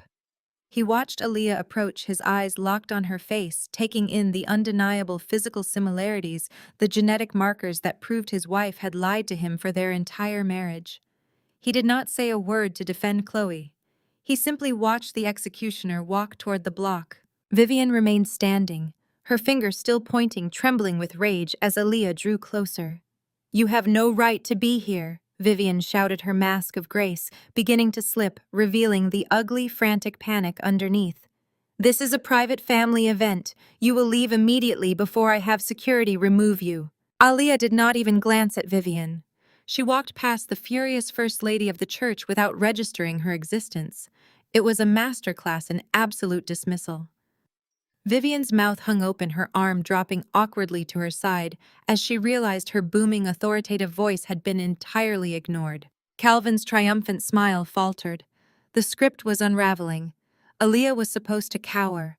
She was supposed to run to me, the wicked, wayward aunt who had stolen her, and hide her face in shame. She was supposed to validate their narrative of sin and redemption. Instead, Aaliyah kept walking straight past my table. She did not look at me. She did not look at Julian. She moved with a singular, terrifying purpose. The heavy silence in the room deepened, becoming a physical weight pressing down on the guests. The only sound was the soft, rhythmic click of Aaliyah's heels against the polished hardwood floor. Chloe was disintegrating. She sat rigidly in her chair, her face a sickly ashen gray. Her breathing was fast and shallow, bordering on hyperventilation. She gripped the edge of the mahogany table so tightly her perfectly manicured nails were biting into the wood. She wanted to run.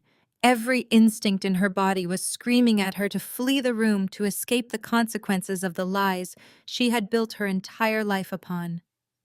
But Harrison was sitting beside her, a silent, menacing barrier, and the room was packed with the very social elite she had spent her life trying to impress. She was trapped in a cage of her own making. Aaliyah stopped.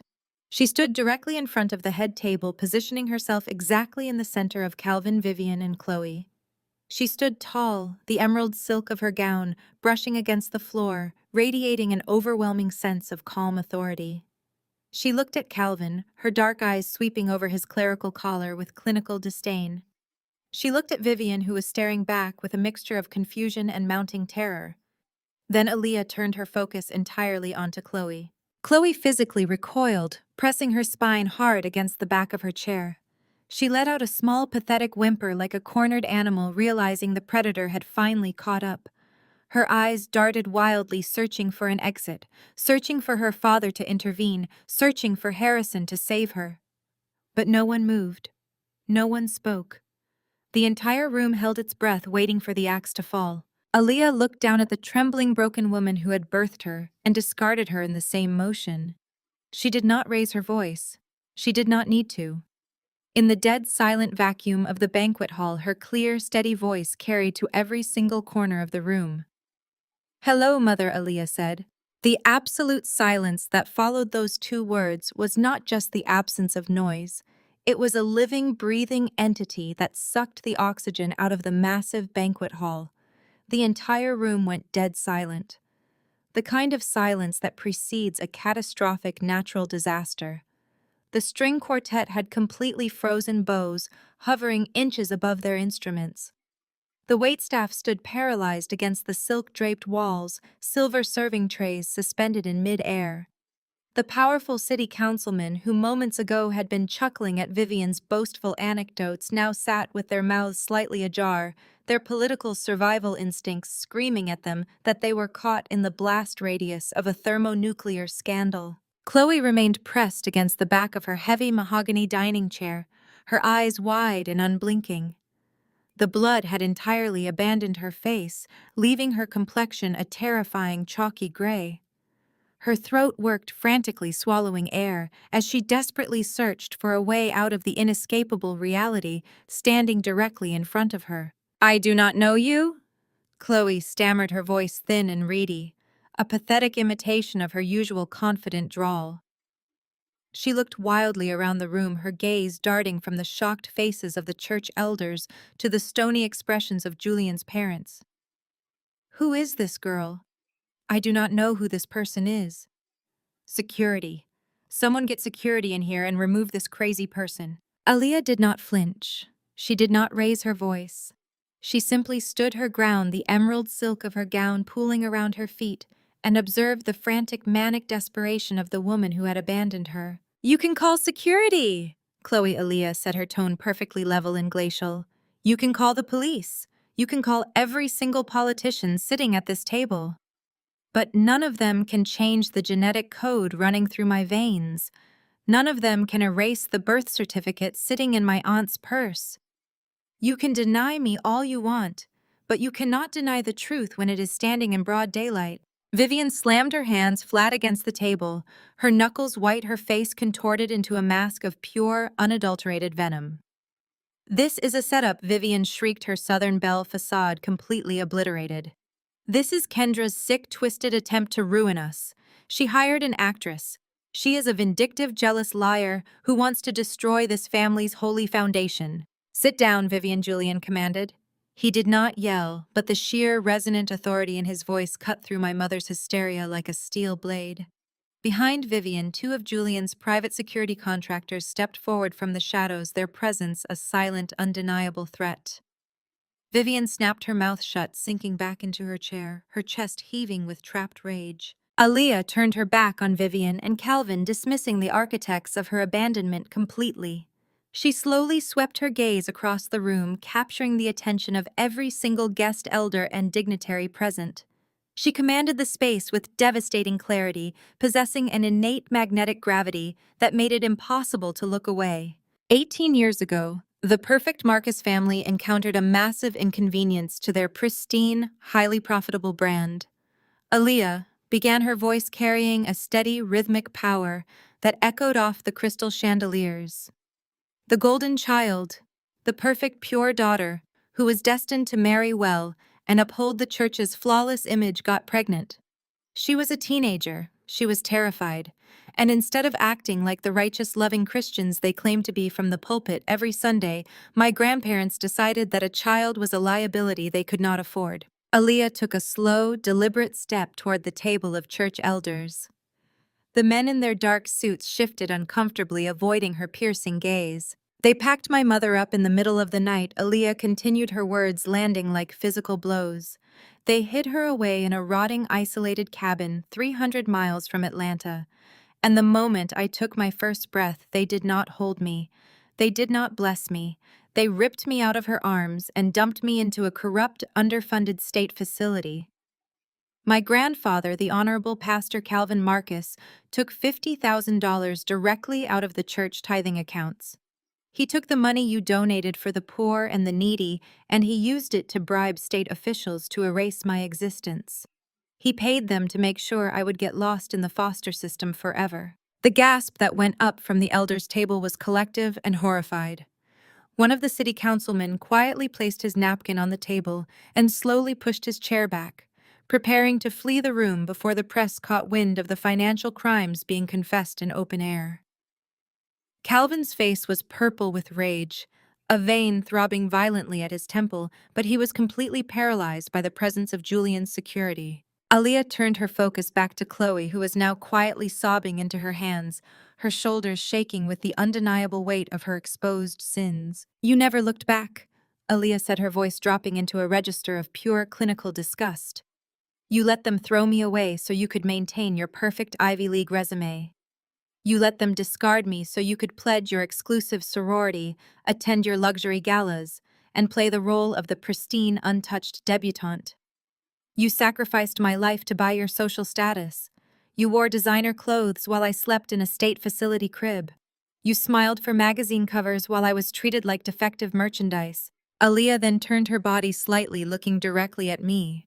The icy, formidable armor she had worn since entering the room softened just a fraction. A profound, fierce warmth entered her dark eyes. "But I did not stay lost," Aaliyah said, her voice ringing with absolute pride. "Because while the perfect daughter was busy protecting her ego, the wayward sheep of the family was fighting for my life." Auntie Kendra was 17 years old. She had nothing. She was working 3 minimum wage jobs and sleeping on a mattress on the floor because this holy, righteous family threw her out onto the street for refusing to participate in their sick cover-up. Aaliyah raised her chin, her posture radiating an unbreakable strength. "Kendra fought the state. She fought the corrupt system my grandfather paid for. She spent years navigating brutal, exhausting court battles to pull me out of the darkness. She worked until her hands bled to pay for my private school, to put food on my table, and to make sure I never felt the abandonment of the people sitting at this table. She gave me her entire life. She gave me unconditional love when my own mother threw me away like garbage. So do not ever speak to her about grace or purity. She possesses more integrity in her little finger than this entire corrupt, hypocritical bloodline combined." The banquet hall remained entirely frozen. The devastation of Aaliyah's speech had leveled the room. The false piety of the Marcus family had been stripped away, leaving only the rotting, selfish core of their empire exposed for everyone to see. At the head table, Harrison had not moved a muscle during the entire monologue. He had been staring at the pristine white linen tablecloth, his breathing slow and dangerously shallow. The air around him seemed to crackle with an intense, volatile energy. Slowly, Harrison lifted his hand. He was holding his heavy lead crystal champagne flute. He did not set it down. He simply opened his fingers. The crystal flute dropped. It hit the polished marble floor with a loud, violent crash, shattering into 1,000 glittering pieces. The sharp sound broke the spell holding the room, causing several guests to flinch in their seats. Harrison turned his head slowly, his eyes locking onto Chloe. The look on his face was not just anger. It was pure, unadulterated disgust. It was the look of a man staring at a monster he had accidentally let into his home. "You told me you were infertile," Harrison whispered. His voice was low, but in the absolute silence of the room, it carried with terrifying clarity. Chloe choked on a sob, reaching a trembling hand out toward him, desperate to stop the inevitable destruction of her marriage. Harrison slapped her hand away with brutal force. He stood up, towering over his weeping wife, his voice escalating into a harsh, commanding roar that shook the crystal on the tables. "You told me you were barren," Harrison shouted for the whole room to hear. "You sat in my family's home and cried to my mother about your tragic medical condition. You let me spend our savings on advanced IVF treatments. You let me fly you across the globe to fertility specialists, writing check after check to fix a problem that did not exist. You watched me agonize over our future, all while your actual living daughter was being raised by the sister you told me to hate. Chloe's face crumbled. The pristine, polished facade of the Ivy League wife fractured into a million jagged pieces. She reached a trembling hand toward Harrison, her manicured fingers desperately clawing at the sleeve of his wrinkled shirt. She begged him to listen, her voice breaking into a shrill, suffocating whine, pleading with him to believe that this was all a terrible misunderstanding. Harrison stepped back with such violent force that his heavy dining chair crashed backward onto the marble floor. He looked at his wife as if she were a venomous snake that had just struck him. He did not yell. He did not curse. He simply reached for his left hand, clamped his fingers around his heavy platinum wedding band, and ripped it off. He threw it directly at her chest. It bounced off her collarbone and landed in the center of her untouched dessert plate with a sharp, resonant clatter. "I will have my lawyers draft the divorce papers by midnight," Harrison stated, his voice carrying the lethal, terrifying chill of a man completely detached from his own heart. "Do not ever speak to me again." Chloe let out a raw, guttural scream. The sound tore through the elegant banquet hall, entirely shattering the last remaining illusion of the Marcus family's dignity. She whipped around her tear-streaked face, twisting into a mask of feral desperation. If she was going down, she was not going to fall alone. "They made me do it!" Chloe shrieked, pointing a shaking, accusatory finger directly at Vivian and Calvin. "Tell them the truth. You forced me to give her up. I was terrified, and you told me a baby would ruin the church's image. You told me it would destroy my debutante season and cost us our standing in this city." Vivian jumped out of her chair, her face flushed a deep, mottled purple. "Chloe, shut your mouth this instant." "No," Chloe screamed back, abandoning every ounce of her southern grace. "You dragged me to that disgusting cabin.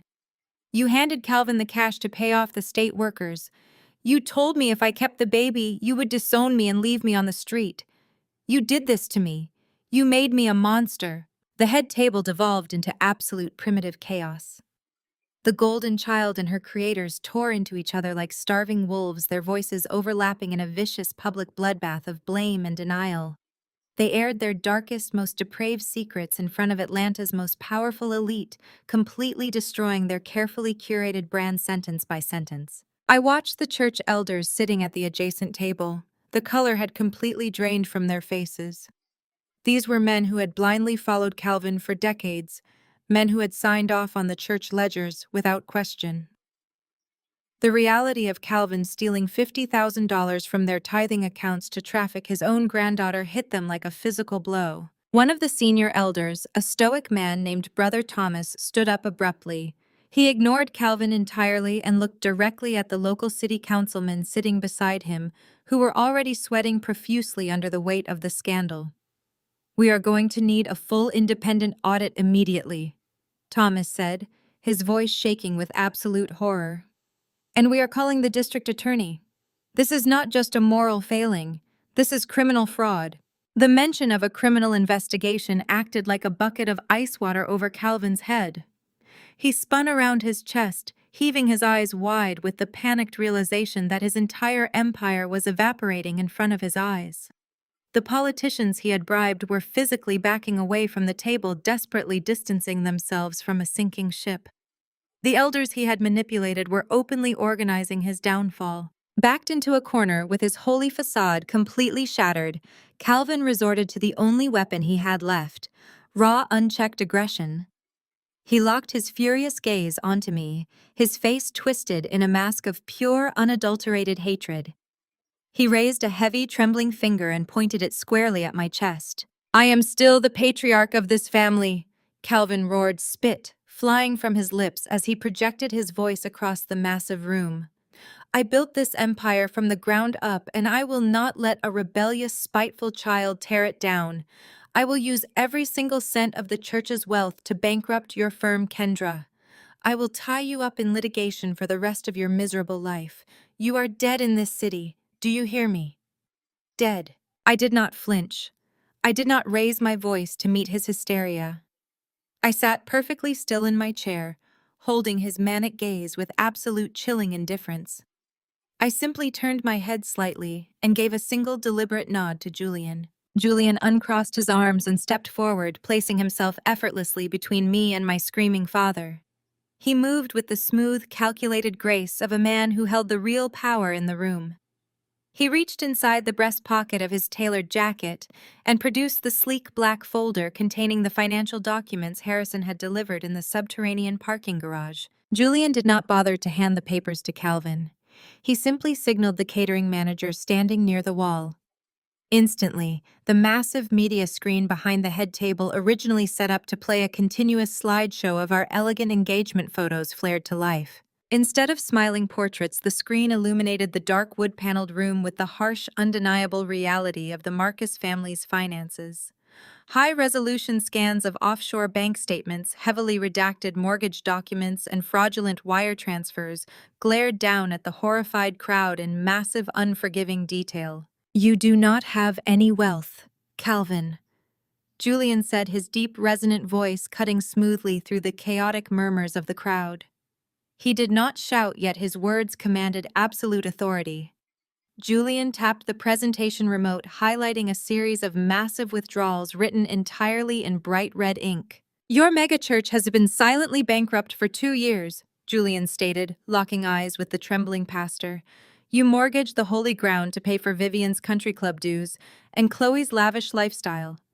Every single asset you just threatened my fiancé with has already been liquidated to cover your family's insatiable greed." The glowing red numbers and heavily redacted banking logs on the massive projection screen cast a sinister, bloody hue over the entire banquet hall. The suffocating silence that had gripped the room for the past 2 minutes instantly shattered, replaced by a deafening roar of absolute outrage from the table of church elders. The facade of holy invulnerability that Calvin had hidden behind for decades was completely gone, ripped away to reveal the staggering depths of his greed. Brother Thomas, the oldest and most respected member of the church leadership, shot to his feet. His heavy dining chair crashed backward onto the polished marble floor, but he did not notice. He pointed a trembling, furious finger directly at Calvin's chest. "You stole from the congregation!" Thomas bellowed, his voice raw with decades of betrayed devotion carrying over the rising chaos of the room. "You stood at the pulpit every Sunday and demanded our tithes. You took the money we collected for the community pantry, the funds meant for the youth ministry, and you mortgaged the house of God to pay for designer bags and country club memberships. You are a thief, Calvin, a common, blasphemous thief." The other elders joined the chorus immediately, their voices overlapping in a violent wave of righteous fury. They demanded an independent audit. They shouted for the police to be called. The local politicians, realizing with sudden, horrifying clarity that their careers were now permanently tethered to a colossal, highly public fraud scandal, frantically backed away from the tables. They pulled out their cell phones, scrambling toward the exit doors to desperately contact their crisis managers before the news broke to the local networks. Calvin looked like a man who had just been struck by a high-speed train. The arrogant, untouchable posture of the megachurch patriarch completely collapsed. He stared blankly at the massive screen above him, his mouth opening and closing soundlessly as he watched 18 years of carefully constructed deception evaporate into thin air. He turned his panicked gaze toward Vivian, seeking backup, but she was entirely paralyzed, staring wide-eyed at the projected evidence of her own insatiable vanity. I stepped out from behind the head table, leaving Julian's side. The room instinctively quieted as I moved the wealthy guests, parting like the Red Sea, to give me a clear, unobstructed path to the man who had spent my entire life trying to make me feel small. I reached into the sleek leather portfolio Julian held out to me and pulled out a single, heavily embossed legal document. It was crisp, pristine, and represented the absolute finality of my revenge. I walked right up to Calvin.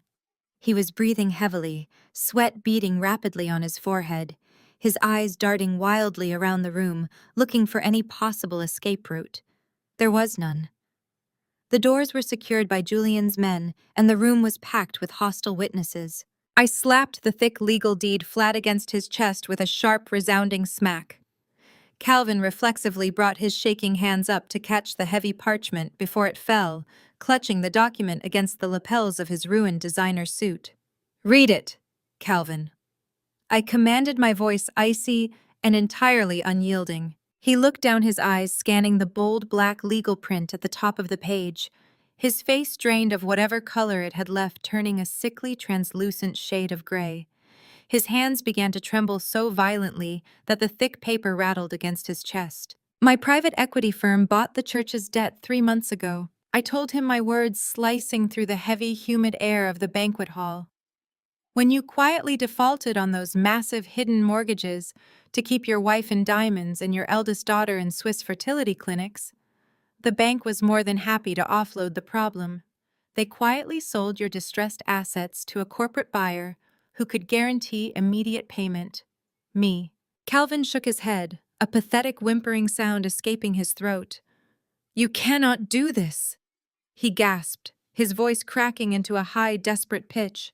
"You cannot take my church. It is my life's work. I am the shepherd of that flock." "You do not own the pulpit," Calvin, I stated, leaning in just close enough so he could see the absolute lack of mercy in my eyes. "I do. I own the sanctuary. I own the community center. I own the ground you stand on to preach your hypocritical sermons. And as the sole legal owner of the commercial property, I am serving you formal notice. You are evicted." The word hung in the air, a definitive lethal strike that severed his last remaining tie to power. "You have 24 hours to clear your personal belongings out of my building." I continued, speaking with the cold, measured precision of a corporate executioner. "If you or your wife step foot on the premises after tomorrow night, my security contractors will physically remove you for trespassing, and I will have you arrested in front of whatever is left of your congregation." A sharp, hysterical wail tore through the room. Vivian, the immaculate, terrifying matriarch of the Marcus family, completely broke. The realization that she was losing her social standing, her stolen wealth, and her primary source of income all at once was too much for her fragile, ego-driven reality to process. The grand illusion she had sacrificed her own granddaughter to protect was completely dead. She fell to her knees. Her expensive dark silk gown pooled around her on the cold marble floor. She crawled forward, abandoning every ounce of her practiced Southern dignity. She reached out with shaking, manicured hands, grasping desperately at the hem of my dress. "Kendra, please."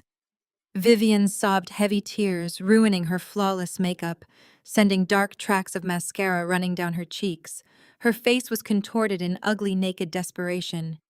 "You cannot do this to us. You cannot leave us with nothing. We have nowhere to go. We are your parents. We gave you life. We are blood." I looked down at the weeping woman grasping at my ankles. I thought about the 17-year-old girl she had thrown out onto the street.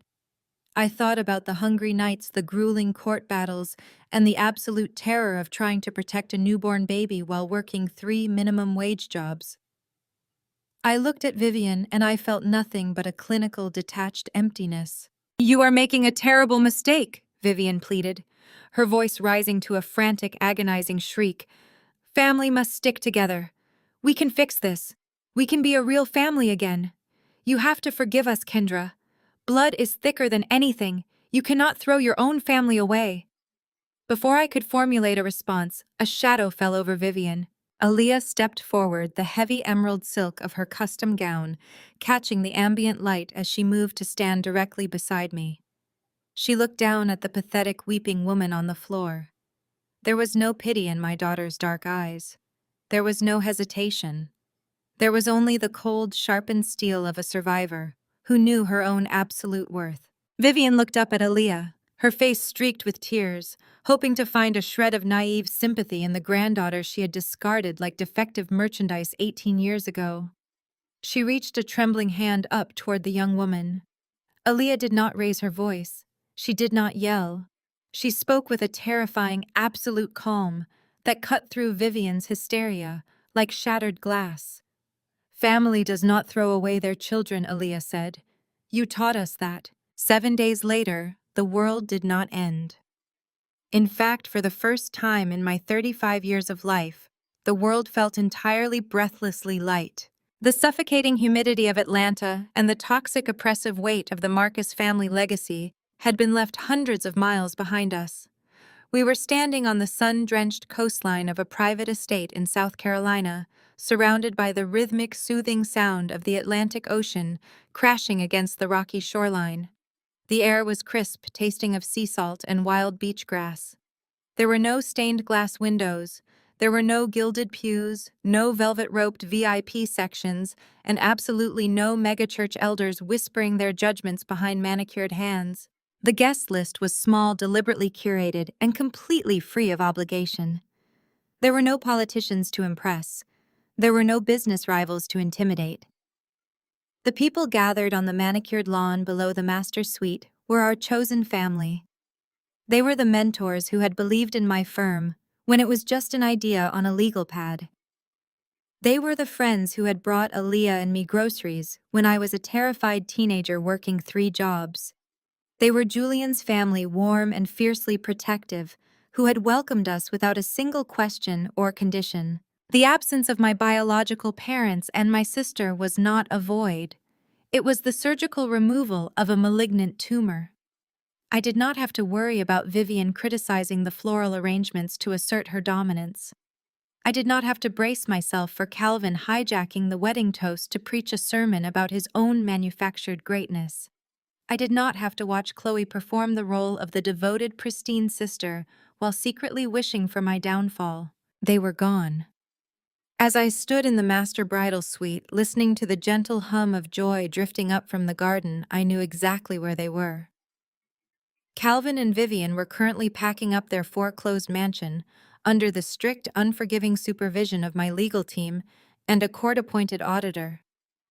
Chloe was fighting a brutal, highly public divorce battle. Her reputation completely incinerated, her country club memberships revoked. They were living in the ashes of the empire they had built on lies. But in this room, bathed in the soft, golden morning light, there was only peace. I looked at my reflection in the antique floor-to-ceiling mirror. I was wearing a gown of pure architectural white silk. It had no heavy lace, no restrictive corsets, no modest high-collared necklines designed to appease a conservative congregation. It was sleek, modern, and entirely my own. Behind me stood Aaliyah, the fierce, terrifying warrior who had leveled a banquet hall of Atlanta's most powerful elite just a week ago was gone. In her place was a radiant, smiling 18-year-old girl. She wore a soft, champagne-colored bridesmaid gown that complemented her dark skin beautifully. Her hair was styled in soft waves, and her eyes were bright, completely free of the heavy guarded armor she had been forced to wear her entire life. She stepped closer, holding the delicate edge of my sheer tulle veil. Her hands, steady and gentle, carefully pinned the comb into the intricate updo at the crown of my head. She smoothed the lightweight fabric down my back, making sure it cascaded perfectly over the train of my dress. "You look perfect, Mom," Aaliyah whispered. The word hung in the quiet space of the bridal suite, carrying the weight of 1,000 unspoken victories. She had called me Auntie Kendra when she was little, a protective measure I had insisted on to keep Calvin and Vivian from taking legal action against me before I was financially stable. But today, in this room, there was no need for legal shields or defensive titles. I was her mother in every single way that mattered. I turned around to face her, reaching out to gently cup her cheek. Her skin was warm, her smile wide and genuine. "We did it," I said, my voice thick with an emotion I did not try to hide. Aaliyah's eyes shone with unshed tears, but her smile never wavered. "We survived the fire," she replied softly, leaning her face into my palm. I thought about the cramped, freezing studio apartments we had lived in. I thought about the nights I had stayed awake at the kitchen table crying silently over past-due electric bills, terrified that the state would come and take her away because I was too young and too poor to provide for her. I thought about the absolute crushing isolation of knowing that the people who were supposed to love us had conspired to throw us into the trash. "They tried to burn us down to the foundation," I told her, tracing the line of her cheekbone with my thumb. "They wanted us to turn into ash. They wanted us to be a cautionary tale, but they did not realize that fire only purifies gold." You are the best thing that ever happened to me, Aaliyah. You are not my burden. You are my greatest achievement. You saved my life, she whispered, a single tear finally escaping and tracking down her face. I pulled her into a tight, fierce embrace, burying my face in her shoulder. No, baby. I corrected her, holding her against me, as if she were still the tiny toddler I had fought a broken system to adopt. We saved each other. We built our own family out of the wreckage, and it is stronger than anything they could ever understand. A soft, deliberate knock at the heavy oak door interrupted the quiet moment. Before either of us could answer, the door swung open. Julian stood in the threshold. He was wearing a bespoke midnight blue tuxedo that fit his broad shoulders perfectly. The strict traditional rule about the groom not seeing the bride before the ceremony did not apply to us. We had spent our entire relationship breaking rules and dismantling toxic traditions. We were not going to start following them now. Julian froze the moment his eyes landed on me. The sharp, calculating businessman who ruthlessly dismantled megachurch empires vanished entirely. His breath caught audibly in his throat. He looked at me with a reverence and absolute, overwhelming devotion that made my heart physically ache. He stepped into the room, closing the door softly behind him. He did not say a word. He simply walked toward us, his dark eyes shining with an emotion that words could never adequately capture. He stopped a few feet away, taking in the sight of Aaliyah and me standing together. He reached out gently, wiping the single tear from Aaliyah's cheek with his thumb, pressing a tender kiss to her forehead. Then his gaze shifted back to me. He stepped into my space, wrapping his strong, warm arms around my waist, pulling me gently against his chest. "You are the most breathtaking thing I have ever seen in my life," Julian murmured, his voice a deep, resonant rumble against my ear. He leaned down, pressing his lips softly against mine, a grounding, stabilizing promise of the future we had fought so hard to secure. He pulled back just enough to look at both of us, resting one hand on the small of my back and placing his other hand securely on Aaliyah's shoulder. He looked at the two women who had become the center of his entire universe. "My girls," Julian said, his chest rising with a deep, contented breath. "The music is starting.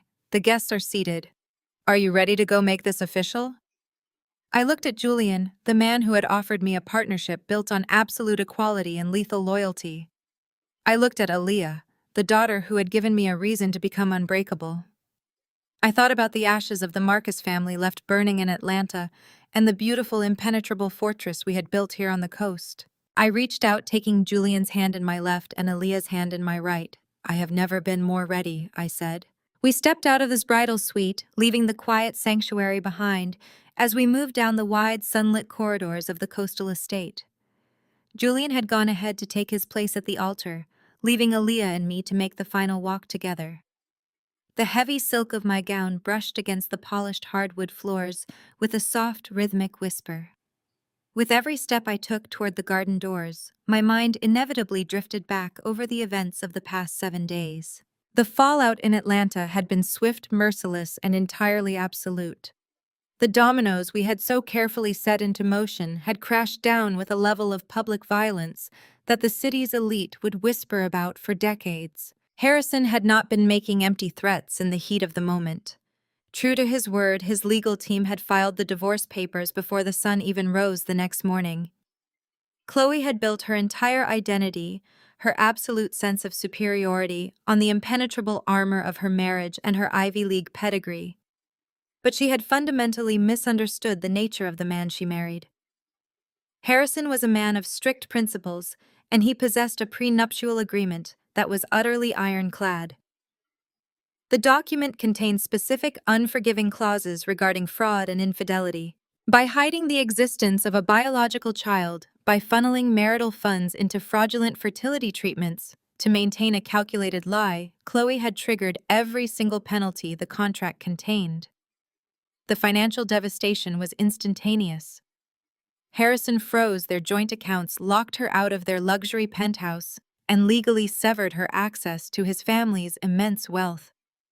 Chloe had desperately tried to fall back on her social network, frantically calling her sorority sisters and gala committee chairs, begging for a place to stay, and a platform to spin her narrative. But Atlanta high society was a brutal, pragmatic machine. The moment the scandal broke, the moment she lost Harrison's surname and his bank accounts, her friends evaporated. Her numbers were blocked. Her invitations were permanently revoked. She was currently living in a cramped, generic apartment on the outskirts of the city, forced to systematically sell off her collection of designer handbags just to afford the retainer for a bottom-tier divorce attorney. The golden child had traded her own flesh and blood for a crown of luxury, and now she was left with absolutely nothing. But Chloe's ruin paled in comparison to the apocalyptic destruction of Calvin and Vivian Marcus. When Julian exposed the offshore accounts and the fraudulent mortgages on that media screen, he had completely incinerated the wholly untouchable patriarch facade Calvin had hidden behind for 30 years. The church elders' men who had previously bowed to Calvin's every whim transformed into ruthless inquisitors the moment they realized their own reputations were tied to his crimes. They called an emergency tribunal that very night. Calvin and Vivian were unanimously ousted from the church board, permanently stripped of their titles, their salaries, and their power. My eviction notice had been enforced with brutal precision. Exactly 24 hours after the banquet, my private security contractors stood on the holy ground Calvin had falsely claimed to own, watching as he and Vivian carried their personal belongings out of the megachurch in cheap cardboard boxes. They had tried to walk out with their heads held high, but the parking lot was packed with betrayed parishioners, local reporters, and flashing cameras. There was no grace in their exit. There was only the ugly, naked reality of two thieves being thrown out into the cold. The financial exposure had immediately triggered a massive federal investigation. The district attorney, recognizing a career-making case, descended upon the church's financial records. They uncovered years of systemic embezzlement, tax evasion, and wire fraud. The $50,000 Calvin had stolen from the tithing accounts to bribe state officials and abandon Aaliyah in the system was just the beginning. They had siphoned hundreds of thousands of dollars meant for community outreach to fund Vivian's country club memberships, luxury car leases, and exotic vacations. The bank foreclosed on their sprawling manicured mansion within days. The luxury SUVs were repossessed from the driveway. Calvin and Vivian, who had spent their entire lives preaching sermons about righteous living and divine favor, were currently out on bail facing dozens of federal charges that carried mandatory prison sentences. Vivian, the woman who had demanded perfection and obedience, had been photographed by the paparazzi weeping on a public sidewalk, her face completely bare of makeup, looking like a shattered, terrified old woman. They had become complete social pariahs in the very city they had once ruled with an iron fist. I did not feel an ounce of pity as I walked down the corridor. I felt no lingering guilt, no tragic sense of familial loss. The universe was simply balancing a scale that had been violently tipped 18 years ago. They had thrown a child into the fire to keep themselves warm. Now it was their turn to burn.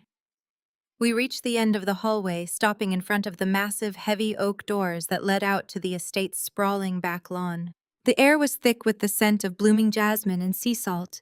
Faintly through the thick wood, I could hear the beautiful, sweeping melody of a string quartet playing a modern, soulful arrangement.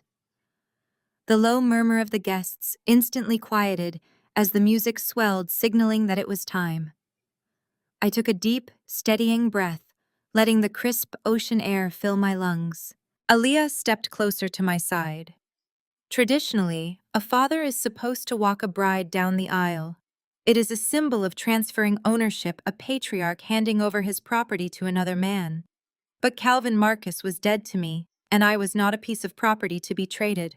Aaliyah smoothly linked her arm firmly through mine. She looked up at me, her dark eyes shining with an immense, unshakable pride. She was not just my daughter. She was my living, breathing victory. She was the absolute proof that love, loyalty, and fierce protection could conquer the darkest, most corrupt systems in the world. "Are you ready to show them how it is done?" Aaliyah asked, a brilliant, beautiful smile breaking across her face. "Let us go," I replied. The heavy oak doors swung open. The brilliant midday sun poured into the hallway, temporarily blinding me before my eyes adjusted to the breathtaking scene. The manicured lawns stretched out toward the crashing waves of the Atlantic Ocean. There were no gilded pews. There were no stained glass windows or hypocritical elders judging us from the front row. There was only an elegant white runner laid out over the green grass lined with simple, elegant arrangements of white roses and lush greenery. The guests stood up as we stepped onto the runner. I looked at the faces turning toward us. These were the people who mattered. These were the mentors who had championed me in the boardroom, the friends who had held me together when I was a terrified, exhausted teenager fighting for custody, and Julian's family who radiated nothing but genuine, unconditional love. They were our chosen family, the empire we had built from scratch. And at the end of the white runner, standing against the backdrop of the endless blue ocean, was Julian. He stood tall and entirely unbothered, his dark eyes locked onto me with a fierce, burning devotion. He looked at Aaliyah and me walking toward him, and his expression softened into an expression of absolute reverence. He was my partner, my equal, the man who had stood shoulder to shoulder with me while we tore down a corrupt dynasty. As Aaliyah and I walked down the aisle, our steps perfectly synchronized. The heavy weight of the past 2 decades finally fell away. I thought about the terrified 17-year-old girl I used to be. I thought about the desperate nights crying on a cheap mattress, the exhausting, brutal years of working minimum wage jobs just to pay for legal fees. The sheer terror of fighting a wealthy, powerful machine that wanted to crush me into the dirt. I had been the despised, invisible scapegoat. I had been the family embarrassment, the secret they desperately tried to sweep under the rug to protect their hollow, superficial brand. But they had fundamentally underestimated me. They did not realize that pushing someone to the absolute brink of starvation and despair either breaks them completely or it turns them into a titan. I had not just survived their abuse, I had weaponized it. I had taken every single ounce of their rejection and forged it into an unstoppable driving ambition. I had built my own wealth on my own terms. I had secured a future that no one could ever dictate or control. I had walked into the very sanctuary where they had condemned me, and I had bought the pulpit out from under them. I had saved my daughter from the darkness they condemned her to, and I had raised a queen. Julian reached his hand out as we arrived at the altar. Aaliyah gently unlinked her arm from mine, pressing a warm kiss to my cheek, before stepping back to take her place beside me. I placed my hand in Julian's, feeling the solid, grounding warmth of his grip. I looked out at the ocean, feeling the gentle breeze lift the edge of my veil. I was no longer the victim of the Marcus family. I was the architect of my own destiny. They had tried to destroy me. They had tried to throw me into the furnace, fully expecting me to turn into ash and blow away in the wind. But as I stood there holding the hand of the man I loved with the daughter I saved standing proudly by my side, I knew the absolute undeniable truth. I did not just survive their fire, I owned the ashes. The profound lesson of this story is that blood does not define family, and your worth is never dictated by those who fail to value you. When toxic relatives try to burn you down to protect their own egos and hollow reputations, you have the absolute power to rise and build your own empire. Genuine security comes from fierce financial independence, unshakable boundaries, and choosing to surround yourself with people who love you unconditionally. You are the architect of your own destiny, and you never have to be the victim of someone else's narrative. Have you ever had to walk away from toxic relatives to protect your peace? Share your story of resilience in the comments below and subscribe for more empowering journeys.